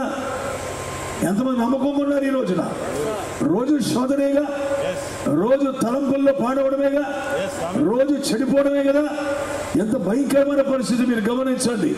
అందుకే ఇలాంటి కలుషితమైపోయిన కల్చర్లోకి వెళ్ళడం కన్నా ఇంటిల్లో వంటగదుల్లో ఉండి చక్కగా భర్తలను గౌరవించి జీవిస్తే సరిపోతా స్త్రీకి. అందుకే రిబ్కా చాలా మంచి పరిచయం చేసే ఒక కన్యక. చక్కగా మాటలు వాడాడు అక్కడ. ఎవరు? ఎలియాజరు. ఈమె చక్కనిది. దేవుని స్తోత్రం. అక్కడ మంచి మాట వాడాడు. ఏమని? ఎవరు ఏ పురుషుడు ఎప్పుడు ఈమెను ఎరగలేదు లేక కూడలేదు అన్నాడు. కరెక్టేనా? అవును. పెళ్లి చేసుకునే ప్రతి ఒక్కరికి క్యారెక్టర్ ముఖ్యమా కాదా? మాట్లాడండి. గట్టిగా చెప్పాలి నాకు. పెళ్లి చేసుకునే ప్రతి ఒక్కరికి క్యారెక్టర్ ముఖ్యమా? ముఖ్యమేనా? ఆడపిల్లలకైనా మగ పిల్లలకైనా ఎవరికైనా క్యారెక్టర్ అవసరమా? అవసరమే. క్యారెక్టర్ బాగున్న వాళ్ళే పెళ్లిలోకి రావాలి తప్ప క్యారెక్టర్ లేని వాళ్ళు పెళ్లిలోకి వచ్చి నంగరాశిల్లాగా యాక్షన్లో చేయకూడదు. దేవుని స్తోత్రం. అబద్ధాలు ఆడకూడదు, యథార్థంగా మాట్లాడాలి. దేవునికి మహిమ కలుగును గాక. సరే, నీ ముందుకు వెళ్ళిపోతాను. పిల్లలు గమనించండి. అప్పుడు ఎలియాజరు వచ్చాడు. అమ్మా నువ్వెవరు? చేతికి కడియాలు పెట్టాడు, అయిపోయాడు, నీ పెట్టాడు, నేను చేసే వస్తువులు ఇచ్చాడు, తీసుకెళ్ళాను. తింటావు. ఎవరు మీ ఇంటి? ఎవరమ్మా నువ్వు? ఎవరు కుమార్తెవు నువ్వు అని చెప్పి అడిగి సరిగ్గా ఇంటికి వెళ్ళాడు. కరెక్ట్గా వాళ్ళు అబ్రహాము యొక్క బంధువులై ఉన్నారు. కానీ అంతకు ముందు ఎలియాజరుగా సంగతి తెలియదు. దేవుని స్తోత్రం. నేను ఒకటి చెప్తున్నాను, నువ్వు యథార్థంగా పెళ్లి చేసుకోవాలని ఆశపడు, దేవుని చిత్తమును చేయాలని ఆశపడు, అలాగే దేవుడు నడిపిస్తాడు. అవసరం ఆడపిల్లల దగ్గరికి మగవాళ్ళనే తీసుకొస్తాడు నడిపించుకొని. చేస్తాడా చేయడా దేవుడు? రూతు యథార్థమైన సమర్పణ చేసుకొని వచ్చినప్పుడు ఎక్కడ తీసుకెళ్ళాడు రూతుని? దేవుడు అక్షరాల బోయజ్ పొలంలో తీసుకెళ్ళాడు. ఎందుకు తీసుకెళ్ళాడు? అతడు కాబోతున్న యజమాని. Glory to lord. అలాగే ఈ రోజున దేవుని మీదే ఆనుకొని దేవుని కొరకే జీవించాలనే, దేవుని చిత్తమునే చేసుకోవాలని ఆశపడే ఏ ఒక్కరికైనా, అంటే మగపిల్లలకైనా ఆడపిల్లలకైనా కూడా నిశ్చయముగా దేవుడు సిద్ధపరిచి ఉంచుతాడు. అక్కడ నడిపిస్తాడు నిన్ను. ఆ కార్యం దేవుడు చేస్తాడు. కనుక రిబ్కా, ఈనాడు బైబిల్లోనే రిబ్కా ఇస్సాకుల జంట ఒక మాదిరికరమైన జంట. అబ్రాహామును కూడా ప్రార్థన చేసినప్పుడు అబ్రాహామును దీవించినట్టుగా దీవించడానికి అనకూడదు మనం. కారణం ఏంటంటే అబ్రాహాము దాసి ఉంది. దేవుని స్తోత్రం. యాకోబుని దీవించబడి దీవించబడకూడదు. నలుగురు ఉన్నారు ఆయనకి. దేవుని స్తోత్రం. యోసేపులాగా చెప్పాలి, అకుల పిస్కల్లా చెప్పాలి. దేవుని స్తోత్రం. ఇస్సాకు రిబ్కాల వలె చెప్పాలి. ఎందుకంటే మాదిరికరమైన చెడ్డవారు. దేవునికి మహిమ కలుగును గాక. కనుక అప్పుడు ఇంటికి వెళ్ళిన తర్వాత విషయాలని చెప్పుకుంటూ వచ్చాడు. ఎవరు? ఎలియా చెప్పేటప్పటికి మరి వాళ్ళందరూ విన్నారు. చాలా మంది ఏం చూస్తారంటే, ఆ అమ్మా నాన్నలు అందరూ ఏం చూస్తారంటే, అబ్బాయికి ఎంత ఉంది, ఎలాంటి ఇల్లు ఉంది. ఈ రోజుల్లో కొంతమంది ఏమంటారు తెలుసా, సొంత ఇల్లు లేదు బాబా మా అమ్మాయినేమో. మరి అమ్మా అద్దిల్లు ఉంటే అమ్మా, చాలా మంది అద్దిల్లో ఉండి బతకలేదా? ఏంటో మనిషి ఒకలా తయారయ్యారు ఈ రోజున. ఇవన్నీ వర్తమానంలో దూరమైన విషయాలు ఇవన్నీ. ఓకే, నేనేం చెప్తున్నాను గమనించండి. అప్పుడు వాళ్ళందరూ ఏదో ఆలోచించారు. అబ్రాహాము చాలా ధనవంతుడు, ఎన్ని చెప్పుకుంటూ వచ్చాడు. ఎవరు? ఎలియా చెప్పేటప్పటికి చుట్టుపక్కల అమ్మలక్కలు అందరూ వీళ్ళందరూ వచ్చి అమ్మ చాలా ఆశ్చర్యపోయి చాలా ధనవంతుడు అది ఇది సంతోషపడ్డారు. రిబ్కాది ఏమీ చూడలేదు, కానీ ఇస్సాకును చూస్తూ ఉంది. ఇస్సాకు గురించి ఆలోచిస్తుంది. ఎందుకంటే తనకు కాబోయే భర్త ఇస్సాకే. ఇస్సాకు ఇందులో కనబడుతున్నాడు, ఎలియాజరు మాటల్లో కనబడుతున్నాడు. ఇస్సాకు ఎందులో కనబడుతున్నాడు? తాను పంపిన వస్తువుల్లో కనబడుతున్నాడు. దేవునికి మహిమ కలుగును గాక. కనబడేటప్పటికి she decided, she took a decision. ఆమె ఒక నిర్ణయం తీసుకుంది. ఎస్, ఏది ఏమైనా అతనికే నేను భార్యనవుతాను. ఒక నిర్ణయం తీసుకుంది. ఎవరి యొక్క వర్తమానం ద్వారా? ఎవరి యొక్క మధ్యవర్తిత్వం ద్వారా? ఎలియాజరు యొక్క మధ్యవర్తిత్వం ద్వారా ఆమె చక్కగా ఒక చక్కటి భార్యగా ఉండడానికి ఒక తీర్మానం చేసుకుంది. అందుకే పెళ్లిలో మధ్యవర్తి లేకుండా పెళ్ళవదు. మధ్యవర్తి లేకుండా జరిగిన పెళ్లి సరైన పెళ్లి. అట్లీస్ట్ తల్లిదండ్రులైన మధ్యవర్తులు ఉండాలి. వారి వివాహం కాకముందు కనీసం ఆ పక్క ఈ పక్క తల్లిదండ్రులైన ఇష్టంగా మాట్లాడుకోవాలి, ఇష్టంగా. అప్పుడు మాత్రమే పెళ్లి. మధ్యవర్తి లేకుండా పెళ్ళి అవ్వదు. వింటున్నారా? హల్లెలూయా. మధ్యవర్తి లేకుండా పెళ్ళి అవ్వదంటే ఈ రోజుల్లో చాలా మంది బ్రోకర్లు ఉన్నారు. మ్యారేజ్ లైన్స్, మ్యారేజ్ బ్యూరోలు లైన్స్ పెట్టేసి వాళ్ళ బాధ ఏంటంటే that is also one side business. అంతే. ప్రధానానికి వెళ్ళినప్పుడు అడ్వాన్స్. వింటున్నారా? నిశ్చితార్థం రోజు ఈ బ్రోకర్కి ఏమి ఇచ్చేయాలి? అడ్వాన్స్ ఇచ్చేయాలి. అదైపోతుంది. పెళ్లికి ముందు, పెళ్లి రోజు పెళ్లి కావకముందే మిగతా అసలు అమౌంట్ కూడా ఇచ్చేయాలి. అది పెళ్లి రోజుల్లో కొంతమంది వ్యాపారం చేసుకుంటూ జీవిస్తున్నారు. మనం ఏం చేయలేమండి. బతకడానికి 3 మార్గాలు. బతకడం కూడా అనుకుంది. ఎలా బతుకుతున్నారు వాళ్ళ ఇష్టం, అది మనకు వద్దు. దేవుని స్తోత్రం కలుగును గాక. కనుక మధ్యవర్తి లేకుండా పెళ్ళి అవ్వదు. కరెక్టేనా? రెండో పెళ్ళిలోకి రండి. కనుక చూడండి, ఈ రోజున మధ్యవర్తి తీసుకొచ్చిన వస్తువులు, ఆమెకి పెళ్లికి అలంకారం ఏమీ లేదు. మధ్యవర్తి ఏం పట్టుకొచ్చి ఇచ్చాడు అవే పెట్టుకొని ఆ బట్టలతోనే, చెప్పండి, ఆ బట్టలతోనే ఇస్సాకును కలుసుకోవడం వెళ్ళిపోయింది ఆమె. హల్లెలూయా. చూసారు? మీకు అర్థమవుతుందా? కనుక మధ్యవర్తి లేకుండా పెళ్లి లేదు. మధ్యవర్తి తెచ్చిందే ఆ అలంకారం. ఆ అలంకారం అదే దాన్నే పట్టుకొని వెళ్ళిపోయింది అక్కడికి. రెండో చూస్తా, రెండో పెళ్లి అహష్వేరోషు ఎస్తేరు. కరెక్టేనా? ఆ అహష్వేరోషు ఎస్తేరు గురించి మనం ఆలోచిస్తే, ఎస్తేరు కూడా ఒక అన్య స్త్రీ. అహష్వేరోషు యొక్క వంశం వేరే, ఎస్తేరు యొక్క వంశం వేరే. అదంతా ఎలా జరిగిందో మనకు తెలుసు. ఏమి చెప్తే మూడు టైం వద్దులండి, ఆయన్ని చెప్పదలుచుకోలేదు. చిన్న పాయింట్ చెప్పడానికి ఏమి చెప్తున్నా. నా యొక్క ఈ ప్రసంగం అంతట్లో ఒక చిన్న సమస్య, చిన్న అంశం ఏంటంటే, వితౌట్ హ్యావింగ్ ఏ మీడియేటర్, ఒక మధ్యవర్తి అంటూ లేకుండా పెళ్లి జరగదు. ఇదే గమనించాలి మనం. ఓకే, మధ్యవర్తి లేకుండా పెళ్లి లేదు మనకి అసలు. కనుక దేవుడి పెళ్లిలో కూడా మధ్యవర్తులు ఉంటారా? 100% ఖచ్చితంగా ఉండి తీరాలి. మధ్యవర్తి ఎవరో గమనించకుండా, మధ్యవాడు ఎవడో ఏదో ఇంకోటి కన్నయ్య గారు చెప్తే ఆ మాటలు విన్నామని నాశనం అయిపోతాం మనం. మీరు అర్థం చేసుకోండి. ఇక్కడ ఏగే ఉన్నాడు. ఎవరండి? అహష్వేరోషు ఎవరో ఇస్తారు. ఎప్పుడు చూడలే. కేవలం ఎక్కడ ఉందంటే ఆమె స్త్రీలు సిద్ధపరచబడి ఒక చక్కటి అంతఃపురములో ఒక స్థానంలో ఉంది. ఆమె ఒక స్థలంలో ఉంది. రాజుగారు ఇచ్చేశాడు మొత్తం. ఎవరికి? హేగేకి ఇచ్చాడు. హేగే, నువ్వు ఎలా అలంకరిస్తావు అలంకరించు, నా టేస్ట్ ఇది అని చెప్పి ఆ టేస్ట్ ప్రకారంగా మరి అలంకారాలన్నీ కావలసినవన్నీ ఇచ్చాడు. 6 రోజులే 6 నెలలేమో సుగంధ ద్రవ్యాలు, సుగంధ తైలాలతో స్నానం. మిగతా 6 నెలలు ఏంటంటే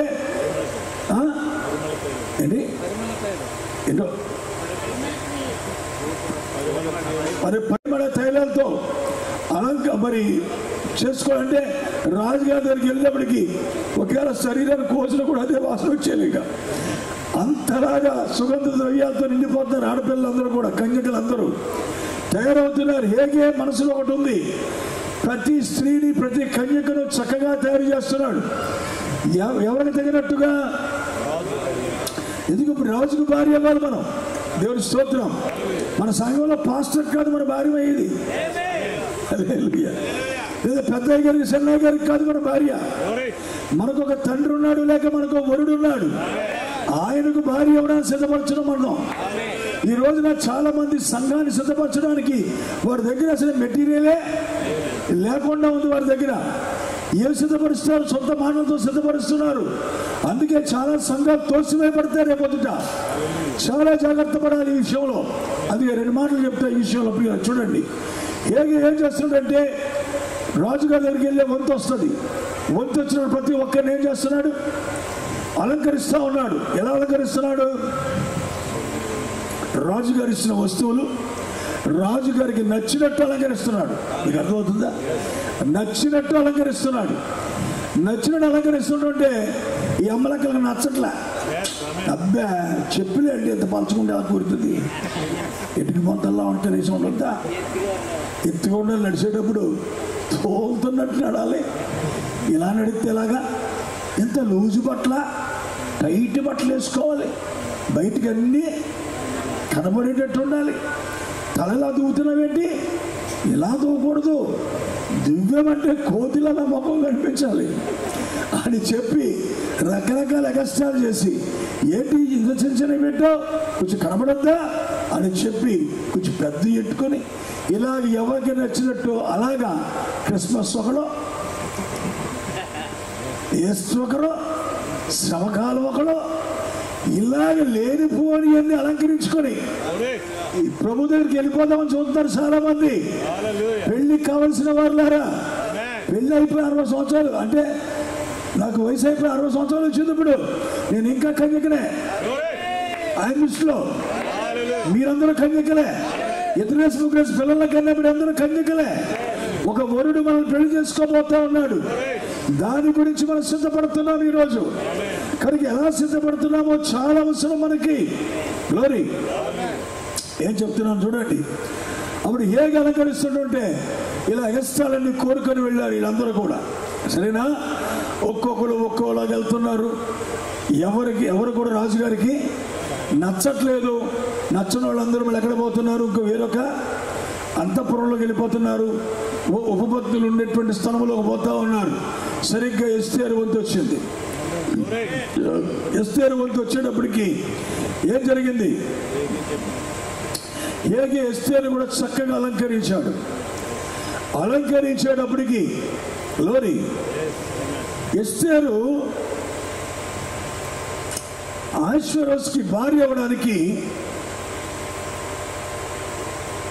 ఆమె ఒకటే అనుకుంది. ఆయన ఎలా ఉంటాడో ఏంటో నాకు తెలియదు. ఈ హేగే ఆయన దాసుడు కాబట్టి అతను ఏం చెప్తాడో అది చేస్తాను. నేను ఎలా అలంకరిస్తాడో పోతాను. నేను ఏమీ కోరుకోను అనుకుంది. ఆ రోజు హేగే ఎట్లా అలంకరించాడో సేమ్ అలాగే వెళ్ళిపోయింది. దేవుని స్తోత్రం. ఇంకేమీ కోరుకోలే. హేగే అలంకారము తప్ప మరి దేనిని ఆమె ఆశించలేదు, కోరుకోలేదు. ఇక గ్లోరీ టు లార్డ్. ఎప్పుడైతే అలాగే వెళ్ళిందో రాజుగారి దగ్గరికి, వెంటనే ఆమె స్వీకరించబడింది. ఆమెను చూడగానే గ్లోరీ ఆమె చూడగానే రాజుగారికి తన టేస్ట్ అంతా ఆమెలో కనిపించింది. ఎలా ఉండాలనుకున్నాడు ఒక కన్యక, అదే రీతిగా ఉంది. పిల్లలు, అది ముఖ్యం. అక్కడ ఆ యొక్క గ్లోరీ చెప్పండి, ఆ యొక్క ఘనతంత ఎవరిది? ఏగేదై ఉన్నది. Glory to lord.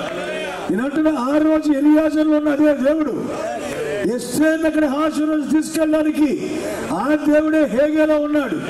Glory to lord. కాబట్టి నేను చెప్తున్నాను ఈ రోజున సోదరి సోదరులారా, వారు మధ్యవర్తుల మాట విన్నారు కాబట్టి, వారు మధ్యవర్తుల మాట విన్నారు కాబట్టి వారు ఒక స్థానంలోకి రాగలిగారు. వివాహం అనేది ఏం చేస్తుందో తెలుసా? నీ స్థానాన్ని మార్చేస్తుంది. కడు పేదరాలు ధనవంతురాలు అయిపోద్ది. కడు పేదరాలు పెద్ద ప్రెసిడెంట్ భార్య అయిపోద్ది. పెళ్లి అనేది ఒక స్థానాన్ని మార్చేస్తుంది నీకు. బోయాజు దిక్కుమాలింది, క్షమించాలి, రూతు దిక్కుమాలిన స్థితి. కానీ పెద్ద లోన్ లాంటి యొక్క భార్య అవడమే కాదు, ఇంకా గొప్ప విషయం ఏంటంటే యేసుక్రీస్తు వంశావళిలోకి వచ్చింది. ఎవరి మాట వినడం వల్ల? నయోమి మాట వినడం వల్ల. ఎస్తేరు పరాయి స్త్రీ, దాస్యంలో ఉన్న స్త్రీ. ఆ దేశంలో యూదులు దాసులు.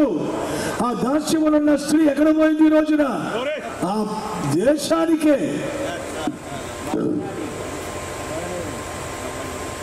ఆ మాదీయుల దేశానికే రెండో వ్యక్తిగా అయిపోయింది అక్కడ. First women. ఎంత అద్భుతమైన పరిస్థితి మీరు గమనించండి. ఈరోజు వివాహం నీ స్థానాన్ని మారుస్తుంది.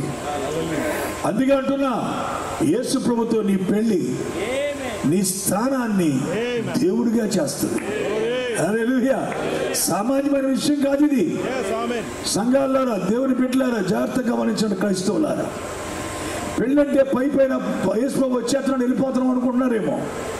కాదే కాదు. అలంకారం కావాలిగా నీకు. అలంకారం అంటే ఇప్పుడు నువ్వు పెట్టుకునే లోలక్కలో, నువ్వు పెట్టుకునే స్టార్లో, నువ్వు పెట్టుకునే ముక్కు పొడకలో, నీ గాజులు, అవి కాదు ఇక్కడ అలంకారం. హృదయంలో అక్షయమైన అలంకారం ఉండాలి. దేవుడిచ్చాడు అలంకారం. ఇప్పుడు చదువుకుందాం మనం దాని. ప్రియులారా, చూడండి ఇక్కడ ఏమంటున్నాడు? గొర్రె పిల్ల వివాహోత్సవ సమయం వచ్చి ఉన్నది. ఆయన భార్య తన్ను తానే సిద్ధపరచుకుంటుంది. ఈరోజు మీరు గమనించాలి. ఈ రోజున ప్రియులారా, ఇది ఖచ్చితమైన సమయం. ఆ వాక్యం నెరవేర్చబడే సమయం. మేమైతే వాక్యాన్ని చదివి వాక్యాన్ని గ్రహించి చెప్పేది ఏంటంటే, పెళ్లి అయిపోయింది. ఈ రోజున చాలా మంది ఇక్కడ పెళ్లి అయిపోయిన కూర్చున్నారు. నమ్మగలిగితే నమ్మండి, లేకపోతే లేదు. వాక్యం చదవండి, బైబిల్ చదవండి. ఎలా అంటే ఈ రోజున క్రీస్తుతో వివాహం అయిపోయిన వాళ్ళు ఇక్కడ ఉన్నారు కొంతమంది.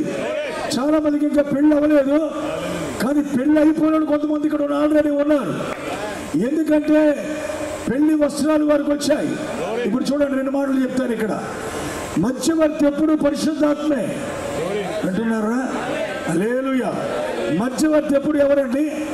క్రీస్తుకి. ఇప్పుడు చూడండి, ఐశ్వర్యవసు ఎస్తేరు ఒక మాదిరి, ఇస్సాకు రిబ్కా ఒక మాదిరి. గట్టిగా చెప్తా, ఆదమవ్వ ఒక మాదిరి. నువ్వు క్రీస్తు నిజ స్వరూపం. నీవు భార్య, ఆయన భర్త. This is real. ఈ గొప్ప రియాలిటీకి ముందే దేవుడు కొన్ని ఉదాహరణలు ఇచ్చాడు. అలంకారాలు ఉదాహరణ ఉన్నాయి, మధ్యవర్తి ఉదాహరణ ఉన్నాడు. ఈ ఉదాహరణలన్నీ చూపుకుంటూ వచ్చాడు బైబిల్లో. అక్షరాల అవన్నీ ఇప్పుడు జరుగుతూ ఉన్నాయి. ఇస్సాకు యేసుక్రీస్తు కాదు, ఆదాము యేసుక్రీస్తు కాదు, మాదిరి మాత్రమే. ఈ రోజున యేసుక్రీస్తు నిజమైన యేసుక్రీస్తు దేవుడై ఉన్నాడు. ఆయన భార్య కూడా ఆయనలో భాగమైంది. ఈరోజు దేవుని స్తోత్రం. ఎలా ఆయన భాగం అవుతున్నా మనం ఇదేనా అన్న. ఇక్కడ రెండు మాటలు చెప్పి నేను ముగించేస్తాను. చూడండి, జాగ్రత్తగా అర్థం చేసుకోండి. చిన్న మాటలు కొత్తగా వినేవాళ్ళకి తెలుసుకోండి విషయాన్ని. ఎందుకంటే వివాహం కోసం అందరూ చూస్తున్నాం. కరెక్టేనా? యేసు ప్రభుతో వివాహం అవుతుంది అని చెప్తే పౌలు కూడా దానికోసం మాట్లాడాడు. ఏమని? నేను క్రీస్తుని గురించి, సంఘం గురించి మాట్లాడుతున్నా. అదే నిజమైన కుటుంబం. That is the real family. ఆయన పురుషుడు, నువ్వు స్త్రీవి. మనమందరం స్త్రీ స్థానంలో ఉన్నాం ఈరోజు. అంటేనా? పురుషుడు స్త్రీలు అందరము కలిసి మనం ఎక్కడున్నాం? స్త్రీ స్థానంలో ఉన్నాం. మీరు గమనించండి, ఒక రోజు మనం మహిమలోకి వెళ్ళినప్పుడు స్త్రీ పురుష భేదమే ఉండదు. అక్కడ స్త్రీ అని ఉండదు, పురుషుడని భేదం ఉండదు. స్త్రీ పురుషుల యొక్క భేదాలు దేని బట్టి అంటే మనలో ఉన్న కామ గ్రంథులను బట్టే. ఆ కామ గ్రంథులు తీసేస్తాడు దేవుడు మొత్తం. అక్కడ మార్పు చెందిన శరీరంతో అక్కడికి వెళ్తాం మనం. అక్కడ స్త్రీ అని పురుషుడని లేదు. అందుకే పునరుత్థానంలో మాట్లాడినప్పుడు ఆయన అన్నాడు, అక్కడ స్త్రీ పురుషులు ఉన్నారు, పెళ్లికి ఇచ్చుకోరు, పెళ్లి చేసుకోరు, దేవదూతల్లా ఉంటారు. హల్లెలూయా. కాబట్టి అక్కడ కూడా వెళ్ళి పెళ్లి చేసుకుందామని ఇష్టపడే వాళ్ళు ఉంటారు. ఇక్కడ చేసుకునే సరిపోక అక్కడ కూడా ఇల్లు మొక్కలు తిందామని చూసేవాళ్ళు ఉంటారు. అలాంటి విందులు ఏముండవు అక్కడ. ఆయన పెట్టే విందు చాలా బాగుంటుంది. ఆయనతో మనం ఉండడం చాలా గొప్పగా ఉంటుంది. దేవునికి మహిమ కలుగును గాక. మరి ఈ రోజున ఎక్కడ పెళ్ళైనా సరే చికెన్ మటన్ పెట్టినట్టు గ్లోరీ టు లార్డ్, పరలోకంలో పెళ్లి విందులో కూడా చికెన్ మటన్ పెడతారంటే నేను నమ్మను. ఆదమములు పాపంలో పడేదాకా చికెన్ మటన్ తినలేదండి. నమ్ముతున్నారా? నమ్ముతున్నారు అందరూ? చికెన్ మటన్ ఎప్పుడు కూడా వారు ఏదైనా తోటలో తినలే, ఏ దేన్ని చంపలే, ఏ మేకను గొర్రెను కొయ్యలే, ఏ పిట్టలను కొట్టుకొని తినలే. ఏమీ లేదు వారికి. చక్కగా పళ్ళు ఫలాలతో తిన్నారు, సంతోషంగా ఉన్నారు. అసలు దేవుని రాజ్యంలోకి వెళ్తే ఆకలేంటి, బొవ్వలేంటి? పరిశుద్ధాత్మే. అన్నము పానము అంతా పరిశుద్ధాత్మే. అందుకనే దేవుని రాజ్యం అంటే భోజనము పానమును కాదు. కానీ హల్లెలూయా. వైఎస్ఆర్సీపీలో డబ్బులు ఇస్తున్నారంటే, ఒక పూట భోజనం పెడతారంటే అర్జెంటుగా అందరూ వెళ్ళిపోయి భోజనానికి వెళ్ళిపోతారు. పాస్టులు బ్యాగులు తగిలించుకొని వాళ్ళు ఇచ్చే డబ్బుల కోసం ఎదురు చూస్తుంటారు. అలా మళ్ళీ తెలుగుదేశం వాళ్ళు వస్తారు, అక్కడికి వెళ్ళిపోతారు. ఇంతగా ఏ పార్టీ వెళ్ళావు? మీకు అర్థమవుతుందా? అదే కాంగ్రెస్ వాళ్ళు ఇస్తారంటే అక్కడికి వెళ్ళిపోతారు. డబ్బులు సంపాదించుకోవడం పని. ఇలాంటి వాళ్ళందరూ పరలోకంలో ఉంటారని ఏం ఆశపడకండి. సమస్య లేదు, ఉండరు, డౌట్ లేదు. పొద్దున ఒక ఆయన ఫోన్ చేసాడు, అప్పు నా డబ్బులు తీసుకొని మళ్ళీ ఆయనకి ఇచ్చేస్తానని అటుకెళ్ళి అన్నాడు. రోజు కోసం కూర్చో, అసలు ఇచ్చుకోక ఏంటంటే మళ్ళీ డబ్బులు తీసుకుని ఎమ్మెల్యే పట్టుకెళ్ళి ఇచ్చేస్తాడంట. ఎందుకంటే నాకు వద్దండి డబ్బులు అన్నాడు. వద్దమ్మా మౌనం కూర్చో, నాకు వద్దని చెప్పు. మళ్ళీ నువ్వు ఎమ్మెల్యే పట్టుకెళ్తే ఇచ్చుకుంటుండేటాడు. ఆయన ఇచ్చుకుంటాడా? ఇచ్చుకోడు. ఇవన్నీ కూడా పిచ్చి పనులు. చూడండి, సామాన్యులు చెప్తారండి ఈ విషయం. ఎవరో కనీసం సామాన్యుడు మాట్లాడతాడు, ఓటు కమ్ముకోవడం తప్పు, ఏ పార్టీ ఇచ్చిన డబ్బులు తీసుకోకూడదు అని చెప్తారు. సామాన్యుడు, క్రైస్తవుడు కూడా కానోడు చెప్తాడు. పరకాల ప్రభాకర్ రావు అని నిర్మలా సీతారామన్ యొక్క, అంటే మన ఆర్థిక మంత్రి, మన దేశ ఆర్థిక మంత్రి యొక్క భర్త, అతను అంటున్నాడు, ఎవడన్నా డబ్బులు ఇస్తాడని తలుపు కొడితే లాగిపెట్టి గోపు మీద కొట్టి, ఎరా ఓటు కమ్ముకోమంటావా అని అడగండి అన్నాడు. పాస్టర్లకు ఆ బుద్ధి కూడా, ఆ జ్ఞానం కూడా లేదా? ఎంత దరిద్రం ఉండేది, ఎంత సిగ్గిడిచారండి వాళ్ళు, దిగజారిపోయారండి వాళ్ళు, ఎంత అసహ్యమైన పని అండి ఇది. మీరు గమనించండి ప్రియులారా, నా జీవితంలో ఏ రాజకీయ నాయకుడిని ఈ చర్చలో రమ్మడం కానీ, వచ్చి మాట్లాడడం కానీ, ఎవరితో డబ్బులు ఇచ్చుకోవడం కానీ, ఎవరికన్నా చెయ్యెత్తి దండం పెట్టడం కానీ నా జీవితంలో తెలియదు ఎంతవరకు. 40 సంవత్సరాలు సేవ చేస్తాను. ప్రతి ఎన్నికలకి ఎమ్మెల్యేలు వాళ్ళు వస్తుంటారు అక్కడికి. చివరికి బయట ఉండే ప్రార్థన చేసి పంపించేస్తుంటాను అండి. ప్రార్థన చేయమన్నారు కాబట్టి అంతవరకే. అందరం ఒకటే ప్రార్థన చేస్తాం, దేవుడు ఎవరు గెలిపించేద్దాం గెలిపిస్తాడు. మన ప్రార్థన గెలిపించేస్తుంది ఏంటి? దేవునికి మహిమ కలుగును గాక. హల్లెలూయా. సరే, జాగ్రత్తగా మీరు చెప్తున్న ఈ మాటలు జాగ్రత్తగా వినండి ప్రియులారా. ముగిస్తాను త్వరగా. నేను అందరూ సంతోషంగా ఉన్నారా? హల్లెలూయా. ఏం సంతోషంగా ఉంటాం? ప్రారంభంలో ఎసరు పెట్టినప్పుడు మాకు ఇంకేం హ్యాపీనెస్ వస్తుంది అనుకుంటారా? కానీ చివరిలో జాగ్రత్తగా వినండి. ఎందుకంటే మనం ఏది ఏమైనా 6, 3 అయినా 3, 6 అయినా, ఎంత నష్టమైన కష్టమైన ఖచ్చితంగా పెళ్లి విందులో ఉండాలి. అది పోగొట్టుకుంటే వీ విల్ మిస్, అంతా పోయినట్టే. ఎత్తబట్టం అనేది పెళ్లి విందుకి వెళ్ళడమే. ఆ ఎత్తబట్టం మిస్ అయితే అంతా పోయినట్టే. కాబట్టి ఈరోజు గమనించండి పిల్లలు, దేవుడికి కూడా మధ్యవర్తులు ఉన్నారా? ఉన్నారు. ఎప్పటికీ దేవుని యొక్క ఆత్మయే, పరిశుద్ధాత్మయే మధ్యవర్తి. ఆ యొక్క పరిశుద్ధాత్మే పౌలులో ఉండి మొదటి సంఘ కాలంలో ప్రధాన కార్యక్రమం జరిగించింది. కరెక్టేనా? అక్కడ చేసింది పరిశుద్ధాత్మ, ఇక్కడ చేసింది పరిశుద్ధాత్మే. పరిశుద్ధాత్మ ఎప్పుడు ఒక మనిషిని వాడుకొని ఆ మనిషి ద్వారా ప్రధాన కార్యక్రమం, పెళ్లి కార్యక్రమం దేవుడు జరిగిస్తా ఉన్నాడు. నిజమేనా? వాక్యం చదవండి ఒకసారి.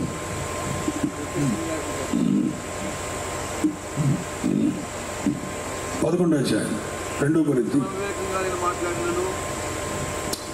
కొంచెం అవివేకంగా మాట్లాడినా మీరు సహించాలని నేను కోరుకుంటున్నా. నన్ను గూర్చి మీరు ఎలాగైనా సహించుడి. దేవాసక్తితో మీ ఎడల ఆసక్తి కలిగి ఉన్నాను. ఎందుకనగా పవిత్రురాలైన కన్యకనుగా, బాగా వింటున్నారా? పౌలు తన్ను తాను ఇంట్రడ్యూస్ చేసుకున్నాడు. ఏమని? పవిత్రులైన కన్యకునిగా, ఒక్కడే పురుషునికి అనగా క్రీస్తుకు మిమ్మల్ని సమర్పించాలని మిమ్మల్ని ప్రదానము చేసి తిని. దేవుడి స్తోత్రం చెప్తామా? ఏమన్నాడు పౌలు గారు? మొదటి సంఘ కాలములో వచ్చి మొదటి సంఘ కాలము తన స్థానమును తెలుసుకొని ఏం చెప్తున్నాడు? ఇదిగో నేను క్రీస్తుకు మిమ్మల్ని ప్రదానము చేశాను. నేను క్రీస్తుకు ప్రదానం ఒక మనిషి కాదు, అక్కడ అతనిలో ఉన్న పరిశుద్ధాత్మ క్రీస్తుకు నన్ను అప్పుడే ప్రదానం చేశాడు. ఆయన ప్రదానం చేసేటప్పుడు ఏమవుతుంది? కొన్ని బట్టలు, దుస్తులు ఇస్తారా అండి? మాట్లాడండి. హల్లెలూయా. పెళ్లి కొడుకు ఇస్తారా? పెళ్లి కూతురు డబ్బులు ఇచ్చుకొని కొంటారా? హల్లెలూయా. పెళ్లి కొడుకే కొంటాడు. పెళ్లి కూతురు బట్టలు, పెళ్లి కూతురు దగ్గర డబ్బులు ఇచ్చుకొని, రామ్మ బజార్కి రా, నీకు ఏ కలర్ ఇష్టమో, నీకు ఏది కావాలో, ఎలాంటి చెప్పులు కావాలో, ఎలాంటి జాకెట్లు కావాలో, వెనకాల ఈ పంత కనపడేలా కావాలో, లేదా కుంచుగా కనపడ్డట్టు కావాలో, నీకు ఎలా కావాలో కుట్టిస్తాను రామా అని చెప్పి తీసుకెళ్ళి ఆవిడకి ఇష్టం వచ్చిన బట్టలు కట్టించడం కాదు, కొనడం కాదు, వస్తువులు కొనడం కాదు. భర్తకి ఇష్టమని తన భర్త యొక్క గ్లోరీ టు లార్డ్ డబ్బుతో, కష్టార్జితముతో తన భార్యకి ఇష్టమని కొంటాడు. అలా యేసుక్రీస్తు కూడా కష్టపడి సిలువలో రక్తమును కార్చి హల్లెలూయా సంఘానికి వరాల్ని పంపించాడు, సంఘానికి బోధన పంపించాడు. హల్లెలూయా. ఎవరికి ఇచ్చాడంటే అవి తన కాబోయే భార్యకి ఇమ్మని ఇచ్చాడు. మధ్యవర్తి పట్టుకొచ్చి అవి ఇచ్చాడు. దేవుని స్తోత్రం. అపోస్తలుడైన పౌలు ద్వారా అన్య సంఘమైన మనకు దేవుడు ఇచ్చాడు. Glory to lord. కరెక్టేనా కదా? ఇప్పుడు ఏది అలంకరించిన అలంకారం అలంకరించుకోకుండా ఎస్తేర్ ఆషురోస్కి భార్య అవుతుందా? అందరికి ఏ గతి పట్టిందో ఈవిడికి అదే గతి పడుతుంది. అయ్యగారికి స్వీకరించకపోతే.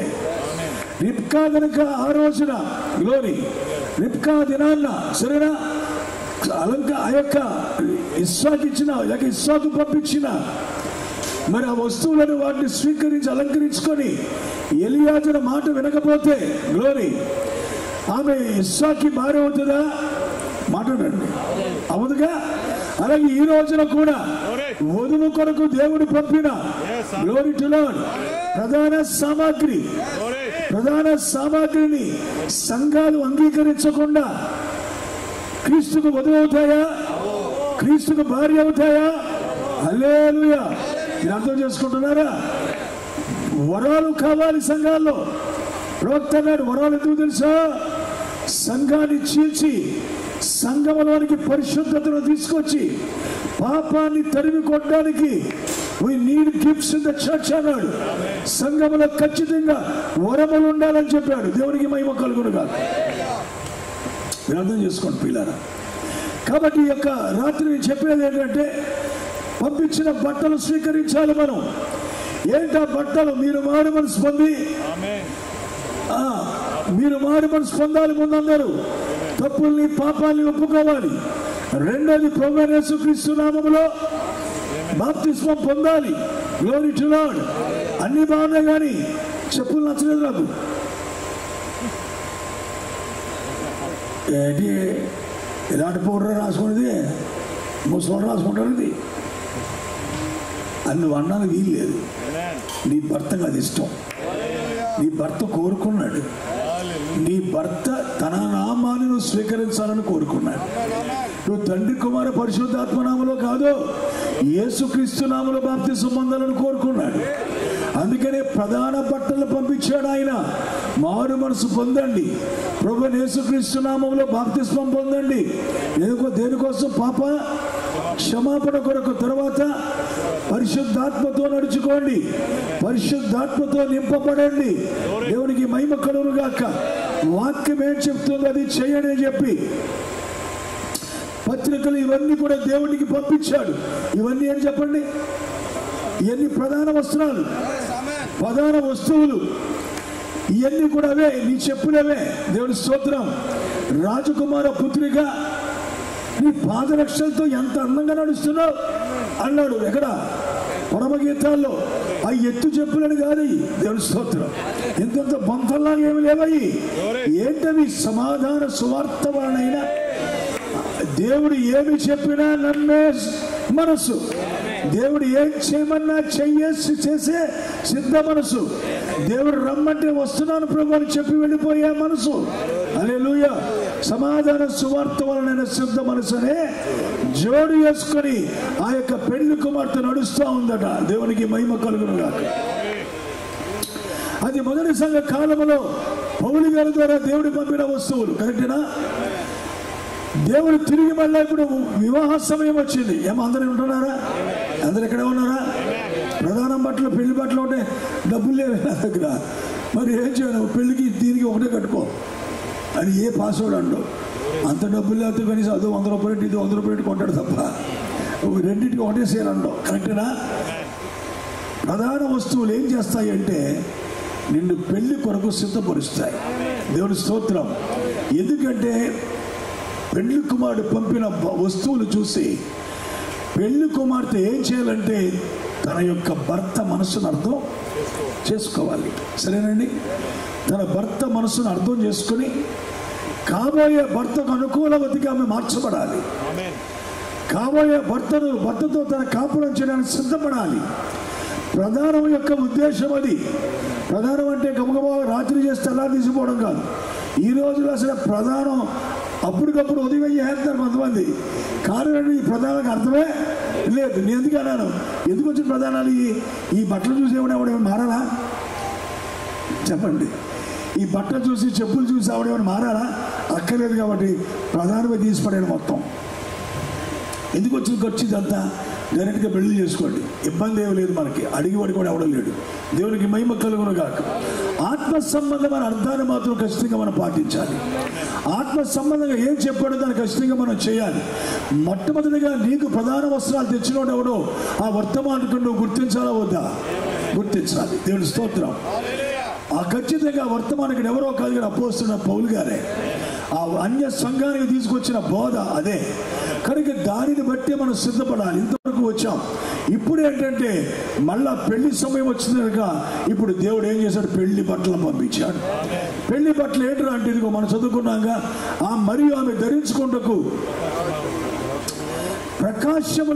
ప్రకాశములను నిర్మలములైన సన్నని నార బట్టలు. గ్లోరీ.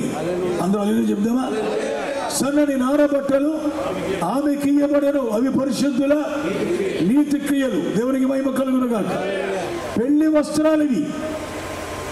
ఏంటంటే ఇవి ప్రధాన వస్త్రం కార్యం చేశాడు. ప్రధాన ఒక ఆయన చేస్తాడు, పెళ్లి మరొక ఆయన చేస్తాడు. నిజమే కదా? అది బయట జరుగుతున్న క్రమమే కదా? దేవుని స్తోత్రం. రెండో ఆయన ఎవరంటే చివరి కాలానికి దేవుని చేత పంపబడిన విలియం మేరియన్ బ్రెన్నెమ్ అనబడే 7వ సంఘకాల వర్తమానికుడు. ఆయన దగ్గరే పెళ్లి వస్త్రాలు ఉన్నాయి. మధ్యవర్తిని తోసేసి, మధ్యవర్తిని కాదని, మధ్యవర్తిని గుర్తించకుండా, ఆ వస్త్రాలు స్వీకరించకుండా ఎవరు ఎత్తబడిలో ఉండలేరు. హల్లెలూయా. నేను ఎత్తబడ్డానికి తీసుకెళ్లేది ఏదైనా ఉందంటే అది దేవుని వాక్యమే. హల్లెలూయా. నిన్నటి మొన్నటి వాక్యము ఆ కార్యము నీలో చేయదు. కానీ ఈ రోజు దేవుడు నువ్వు పుట్టినప్పుడు ఈ జీవిత కాలంలో ఏ వాక్యము దేవుడు నీకు ఇచ్చాడో ఆ వాక్యమే నిన్ను ఎత్తబడ్డ సిద్ధపరిచేదిగా ఉంది ఈ రోజున. గమనించండి. అందుకే మలాకీలో వచ్చిన ప్రవక్త ఏలియా వంటి ఆత్మ కలిగి వచ్చిన ప్రవక్త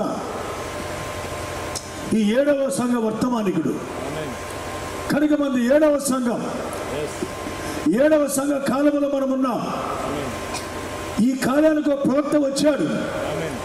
ఆయన వర్తమానికుడు మాత్రమే కాదు, ప్రవక్త కూడా ఉన్నాడు. ఆయన అందుకే ఎన్నో ప్రవచనాలు చెప్పాడు. ఆయన ప్రపంచ భవిష్యత్తును చెప్పాడు.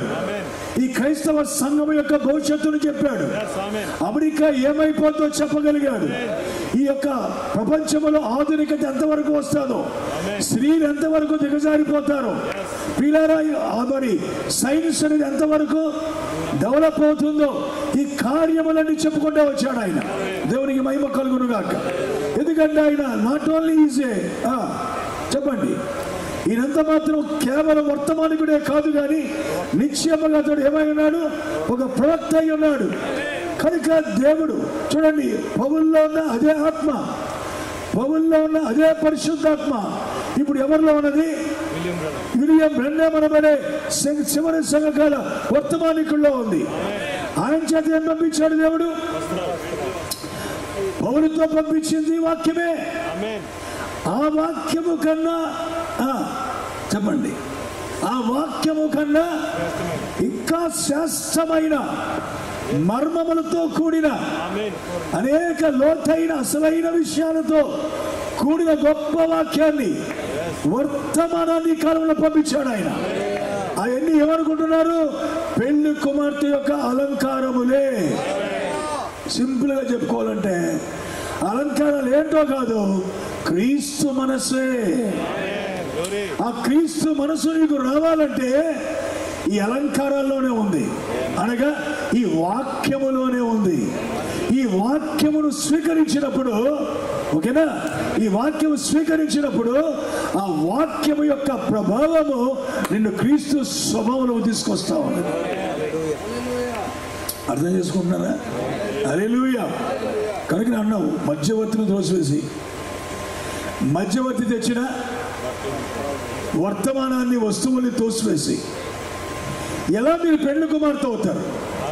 ఈనాడు విలియం బ్రెన్హామ్కి చెప్పండి వ్యతిరేకంగా మాట్లాడమే చాలా పాస్టర్ల యొక్క గురైపోయింది. అదే వారి సేవను కాపాడుకోవడానికి ఈ బోధ వినకూడదని దీనికి ఒక పేరు పెట్టారు. ఏమని? దుర్బోధ అని పేరు పెట్టి వాళ్ళు చెప్పేది ఏదో గొప్ప బోధ అన్నట్టు. ఇంకా చెప్పాలంటే, ఇంకా చెప్తున్నా, అబద్ధ ప్రవక్తలకు టైటిల్ పెడతా ఉన్నాడు. నేను అంటున్నా, ఎవరికన్నా ఛాలెంజ్ చేస్తాను ఈ రోజున, అతను నిజంగా అబద్ధ ప్రవక్త అయితే నిజ ప్రవక్తను తీసుకొని చూపించండి, ఎవరు చూపిస్తారు? ఈ కాలంలో వాడబడిన నిజమైన ప్రవక్త ఎవరో చూపించండి. ఈనాడు ప్రవక్తలను చెప్పుకునే వాడికి, ఒరే నేను లేకుండా ఏముందరా క్రైస్తవం అన్నవాడికి 2 3 ఉన్నారు, ఇంకో ప్రవక్తకు 3 ఉన్నారు. ఇంతమందిని పట్టుకొని తిరుగుతా వీళ్ళు characterless fellows. How they have become profits. పరిశుద్ధత లేని దేవుడా మన దేవుడు? పరిశుద్ధత లేనివాడా మన దేవుడు? ఇతర భార్యను పెళ్లి చేసుకునే వాళ్ళు పరిశుద్ధత గురించి మాట్లాడతారా? దేవుడు అపవిత్ర సంఘాన్ని కోరుకునేది no. God always is perfect. God is the holy God. ఎప్పుడు దేవుడు పరిపూర్ణుడు, ఆయన పరిశుద్ధుడు మాత్రమే. కాబట్టి ఈరోజు మీరు గమనించండి ప్రియులారా, విలియం బ్రెన్హామ్ తోసేసి నాశనం తెచ్చుకోవద్దు. ఈ మధ్యన యూసీబీసీ కూడా కొంతమంది తయారయ్యారు. నేను ఓపెనింగ్ అని చెప్తున్నా, యూసీబీసీ వాళ్ళు తయారయ్యంటే వాళ్ళే డ్రామా కంపెనీది. వాళ్ళు ఏం చేస్తారంటే వాళ్ళకాళ్ళే యాక్టర్లు, వాళ్ళకాళ్ళే హీరోలు. ఓడిపోయిన వాళ్ళు వాళ్ళే, గెలిచిన వాళ్ళు వాళ్ళే. ఒక స్క్రిప్ట్ తయారు చేసుకుని ఆ స్క్రిప్ట్ ప్రకారం ఒక డ్రామా వేసేసి యూట్యూబ్లో పెట్టేసి ఇదిగో దుర్బోధల ఖండన. ఏం ఖండిస్తారు మీరు? మీకు ఇప్పటికే చేతులు జారిపోయినాయి, చేతులు కాలాక ఆకులు పట్టుకుంటున్నారు. ఈ వర్తమాన ప్రపంచం అంతా వెళ్ళిపోయింది. దీన్ని నమ్మకుండా ఆపే దమ్ము ఎవరికి లేదు. దేవునికి స్తోత్రం. దీన్ని నమ్మకుండా ఆపే దమ్ము ఎవరికి లేదు.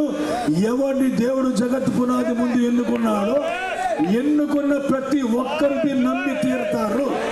మీ దాన్ని నమ్మకుండా చేయగలిగేవాడు లేడవడు. Glory to Lord. నేను నమ్మినా, నేను నమ్మలే కొంతకాలం, నేను నమ్మలే, చాలా డౌట్ పడేవాడిని. am I following a man? నేనేమైనా ఒక మనిషిని వెంబడిస్తున్నానా? వాక్యం త్రోసివేస్తే దేవుడినే త్రోసేస్తున్నానా? ఈ రెండింటి మధ్య సంఘర్షణ నన్ను ఎంతవరకు తీసుకెళ్ళి తెలుసా? హార్ట్ అటాక్ వచ్చేంతవరకు తీసుకెళ్ళింది. ఆ బెడ్ మీద అప్పుడు దేవుడు నాతో మాట్లాడాడు. దిస్ ఇస్ ట్రూ, ఇది సత్యం, సందేహపడకుండా వెంబడించింది. Then God open my eyes. దేవుడు నా కళ్ళు తెరిచాడు. అప్పుడు అర్థమైంది వాక్యం అంతా. అరే ఇంతకాలం ఈ బైబిల్ చదివే మనమే, ఈ బైబిల్లో ఇన్ని విషయాలు దాచబడ్డాయా? ప్రవక్త అన్నాడుగా, ఏమన్నాడు చెప్పండి? నేను చెప్పేది వాక్యంలో లేకపోతే నమ్మొద్దు, తీసి పక్కన పెట్టేయండి. అది వాక్యమైతేనే నమ్మను అన్నాడు. There is no second Bible, there is no another Bible, there is only one Bible. దేవుని స్తోత్రం కలుగునుగాక.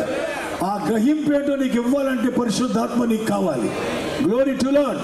కనుక ఈనాడు సంఘాల్లో చాలా మంది సేవకులు, చాలా మంది విలియం బ్రెన్నేమన్ని బ్యాట్ చేయడమే ధ్యేయంగా పెట్టుకొని చాలా మంది అదే పని మీద ఉన్నారు. ఎవరి పని వారు చేయండి. అర్థం కాకపోతే మౌనంగా ఉండండి, అర్థం కాకపోతే మౌనంగా ఉండండి. విమర్శలు చేసి నాశనాన్ని మాత్రం కొని తెచ్చుకోవద్దని ఎవరికైనా సరే ప్రేమతో హెచ్చరిస్తున్నాను నేను. హల్లెలూయా. నీకు అర్థం కాదు, అంత అర్థం చేసుకునే శక్తి నీకు లేదు. Be silent, be silent. అది నీ తప్పు కాదు, మౌనంగా ఉండు. నీకు అర్థం అవ్వదని చెప్పంతే దేవుడు నీపై ఎటువంటి నేరాన్ని మోపడాయన. దేవుని స్తోత్రం. ఎందుకు తెలుసా ఈ మాట చెప్తున్నాను? అర్థం చేసుకునే శక్తి కూడా నీకు ఆయన ఇవ్వాలి. నీకు రాదు, లేకపోతే నీ ఓన్ నాలెడ్జ్తో, థియాలజీతోటి బైబిల్ కాలేజీలకు వెళ్ళి గోంగూర చేయాలి నువ్వు. బైబిల్ కాలేజీలతో బైబిల్ అర్థం చేసుకోలేవు నీవు. బైబిల్ కాలేజీల్లో అది పాలస్తీనా ఎక్కడ ఉంది, యేసు సమాధి ఎక్కడ ఉంది, ఆ హిస్టరీ ఏంటి, ఈ హిస్టరీ ఏంటి, ఆ రాజుల చరిత్ర ఏంటి, అవి తెలుసుకుంటావు తప్ప ఆత్మ సంబంధమైన విషయాలు తెలుసుకోవాలంటే ఈ లోక జ్ఞానం చాలనే చాలదు. దేవుని స్తోత్రం కలుగుగా. హల్లెలూయా. చక్కగా అర్థం చేసుకోండి చిన్న విషయాన్ని. కోపం తెచ్చుకోవద్దు ఎవరిని మీద. ఒకవేళ దీని వ్యతిరేకంగా ఎవరిని ఉంటే బాప్తిసం తండ్రి కుమార్ పరిశుద్ధాత్మ కాదు, ఖచ్చితంగా యేసుక్రీస్తున్నాం. పొందడం వద్దా? That is your responsibility. పొందాలా వద్దా? నీ ఎన్నిక. పొందాలా వద్దా చెప్పండి, నీ బాధ్యత. పొందుతావా మానేస్తావా నీ ఇష్టమే. వస్తువులు పెట్టుకుంటావా తీసేస్తావా నీ బాధ్యత. ఎవరిని బలవంతం చేయరు. క్రైస్తవం ఎన్నడూ బలవంతమైంది కాదు, బలవంతంగా లాక్కెళ్ళేది కాదు. జై శ్రీరామరా అనపోతే సంపెత్తావరా, అది బొట్టెట్టేస్తే నువ్వు బొట్టెట్టేస్తే దేవుడు లోపల ఉన్న దేవుడు పోతాడా ఏంటి? నువ్వు బొట్టెట్టేస్తే దేవుడు పోతాడా? బయట లోపల నుంచి బయటకు పోతాడు ఆయన. దేవుడి మనసు మార్చగలవా? లేకపోతే నీ హృదయంలో ఉన్న మనసును మార్చగలవా? ఏం చేయి? ఇదంతా ఒకలాంటి వెర్రితనంగా మారింది మతం అంటే ఈ రోజున. ఇది మతము కాదు, ఇది కేవలం దేవుడు సజీవ మార్గమైనది. దేవునికి మహిమ కలుగును గాక. నేను ముగిస్తున్నాను ప్రియులారా. కనుక ఖచ్చితంగా మధ్యవర్తిని గుర్తించండి. దేవుడు ఎప్పుడు ప్రతి కాలంలో ఒక వ్యక్తి చేతనే పరిశుద్ధాత్మతో నింపి ఆ పరిశుద్ధాత్మ ద్వారానే దేవుడు ఒక వ్యక్తి ద్వారా వాక్యాన్ని పట్టుకొస్తాడు. అందుకే బైబిల్లో 7 సంఘాలు ఉన్నాయి. 7 సంఘాలకి 7 వర్తమానికులు ఉన్నారు. ప్రతి సంఘములో వర్తమానికుడు. గోరే 7 సంఘాలు చూడండి.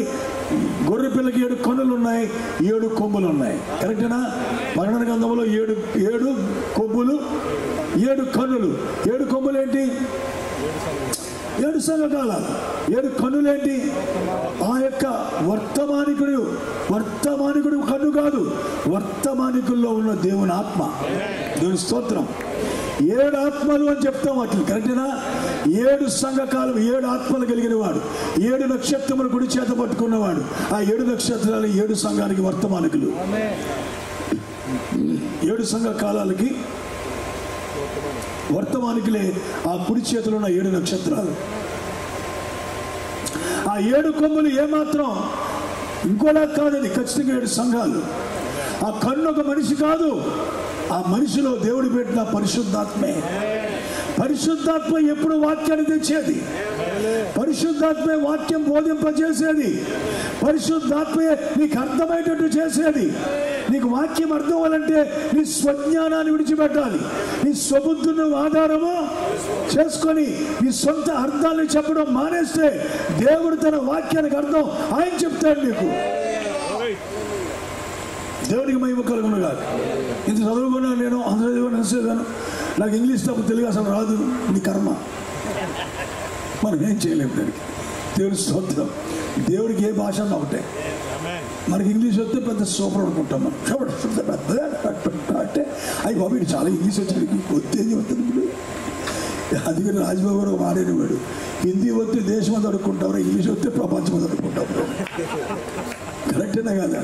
హిందీ వస్తే దేశం అంతా అడుక్కుంటావు, ఇంగ్లీష్ వస్తే ప్రపంచం అంతా అడుక్కుపోవచ్చు. వెళ్ళిపోయి నేను ఊర్లు తిరిగాను కొన్ని, ఆ ఎయిర్పోర్ట్లో వాటిల్లో సౌత్ ఆఫ్రికా వెళ్ళాను, కువైట్ వెళ్ళాను, దుబాయ్ వెళ్ళాను, అబుదాబి వెళ్ళాను, ఇజ్రాయెల్ వెళ్ళాను.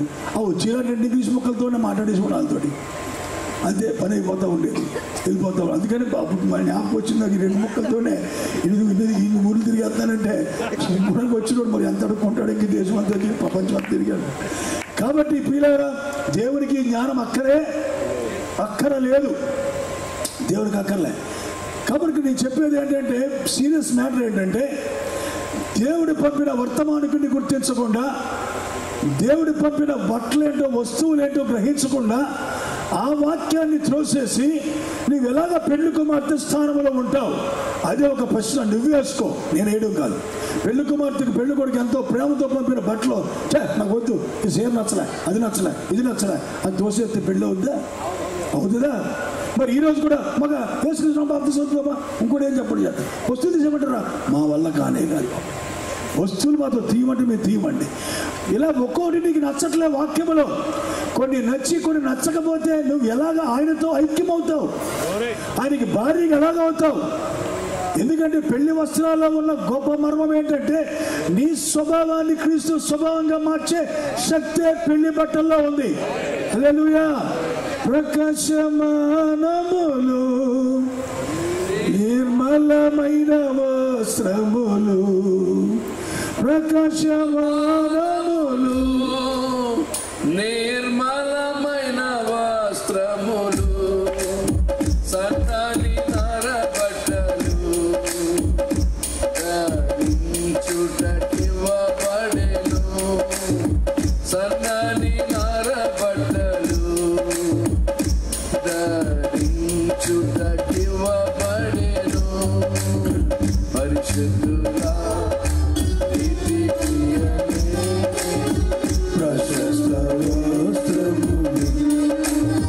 పరిశుద్ధులా నీతి క్రియలే ప్రశస్త వస్త్రములు, గొర్రె పిల్ల వివాహపు సమయము వచ్చియున్నది, ఆయన భార్య కన్ను కాని సిద్ధపరచు కొని ఉన్నది.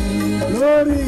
ఆయన భార్య కన్ను కాని సిద్ధపరచు కొని ఉన్నది. హల్లెలూయా.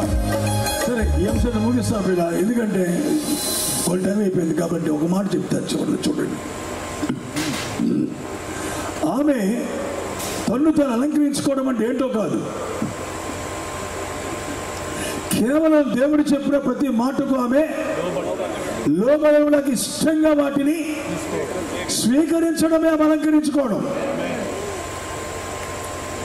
ఆ రీతిగా మనం అలంకరించుకోవాలి. ఈరోజు ఇష్టంగా పొందాలి బాప్తిస్మం, పరిశుద్ధాత్మ కొరకు ఇష్టంగా ప్రార్థన చేయాలి. వస్తువులు బలవంతంగా తీయకూడదు. ఒకప్పుడు వస్తువుల కోసం బోధ చేస్తే ఏడ్చేవారు ఆడపిల్లలందరూ, ఇప్పుడు వస్తువుల కోసం బోధ చేయడం మానేశారు. నేను చెప్పుకున్న వాళ్ళది చేస్తున్నారు మొత్తం వస్తువులు. ఎవరిని బలవంతం చేస్తూ తీసే పరిస్థితి లేదు. ఇంకా తెలియాలి మనకేం చేయాలో, భక్తి ఇష్టపడి చేయాలి.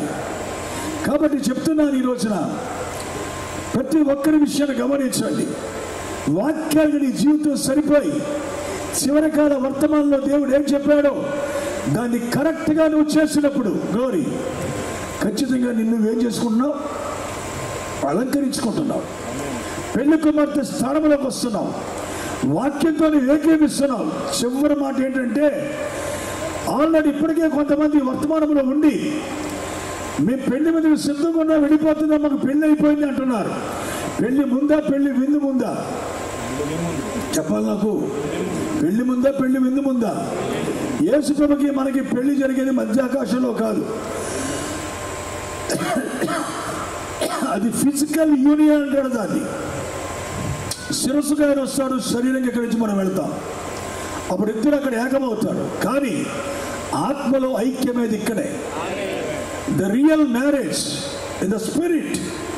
దేవుని వాక్యముతో నీ ఆత్మ ఐక్యపరచబడమే నిజమైన వివాహం అయి ఉన్నది.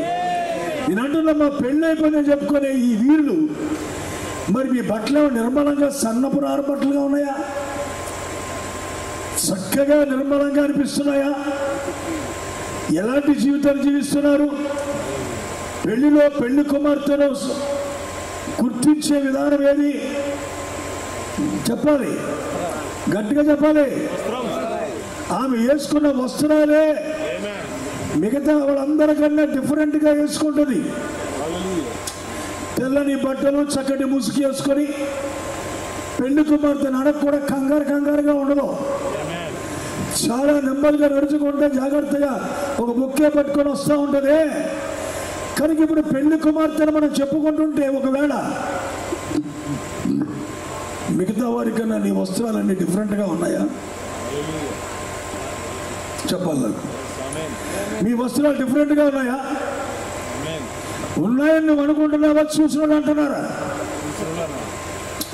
ఏ పెళ్లి కుమార్తె కూడా మైకిల్ అయ్యండి ఒకసారి, పాస్టర్ గారు నేను పెళ్లి కుమార్తెని అని చెప్తుందా?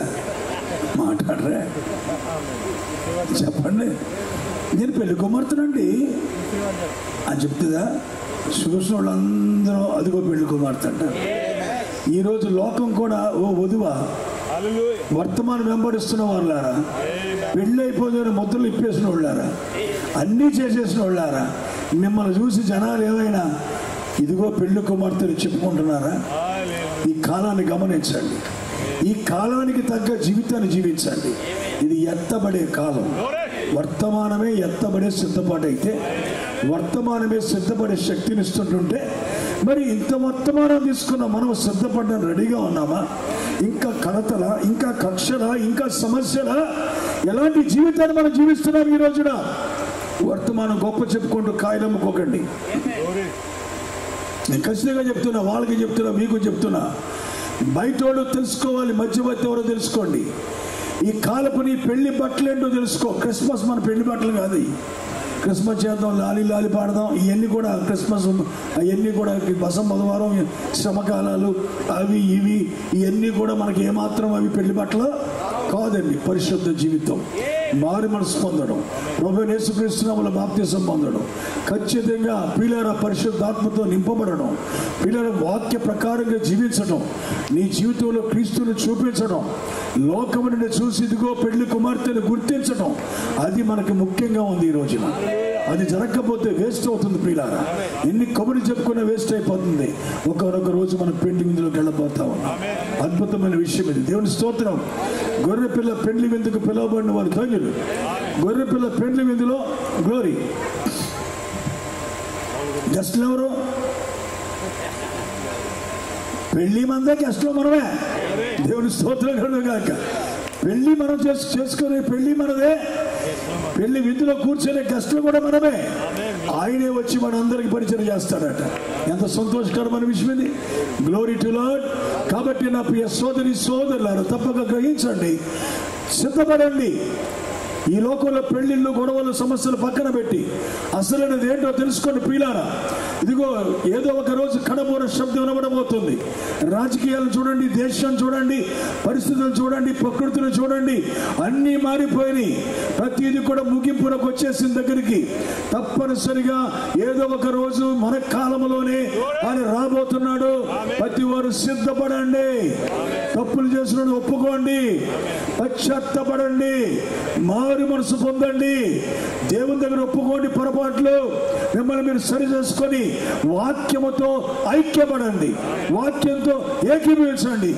వాక్యం చెప్పిందల్లా చేయండి. దేవుడు మిమ్మల్ని దీవించును గాక. God bless you. దేవుడు మిమ్మల్ని దీవించును గాక.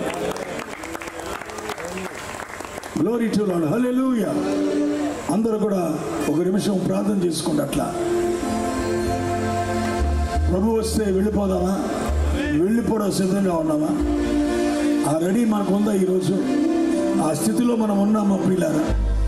ప్రభు వస్తే వెళ్ళిపోవడానికి సిద్ధంగా ఉన్నామా? మన బట్టలు నిర్మలమైన బట్టలేనా? సన్నపు నార వస్త్రాలేనా? పరిశుద్ధుల నూతి క్రియలేనా మనలో ఉన్నాయి? చక్కగా ఉండగలుగుతున్నాం మనం? ఏ డౌట్ లేకుండా ఉన్నామా ఈరోజు? మీకు మీరు ఆలోచించుకొని ఏది ఎక్కడ దోషారోపణ జరుగుతున్నా వెంటనే ఒప్పుకొని సరిదిద్దుకొని సరి చేసుకోండి. విలియం బ్రెన్హేమ్ ప్రవక్త కాదు అనుకునే వాళ్ళు నమ్మడానికి ప్రయత్నించండి, ప్రార్థించండి. ఆ బోధన నమ్మండి. ఆయన ఎందుకు నమ్మాలంటే ఆయన రక్షణ ఇవ్వడు. ఆయన తెచ్చిన బోధ మనకు రక్షణ ఇస్తుంది.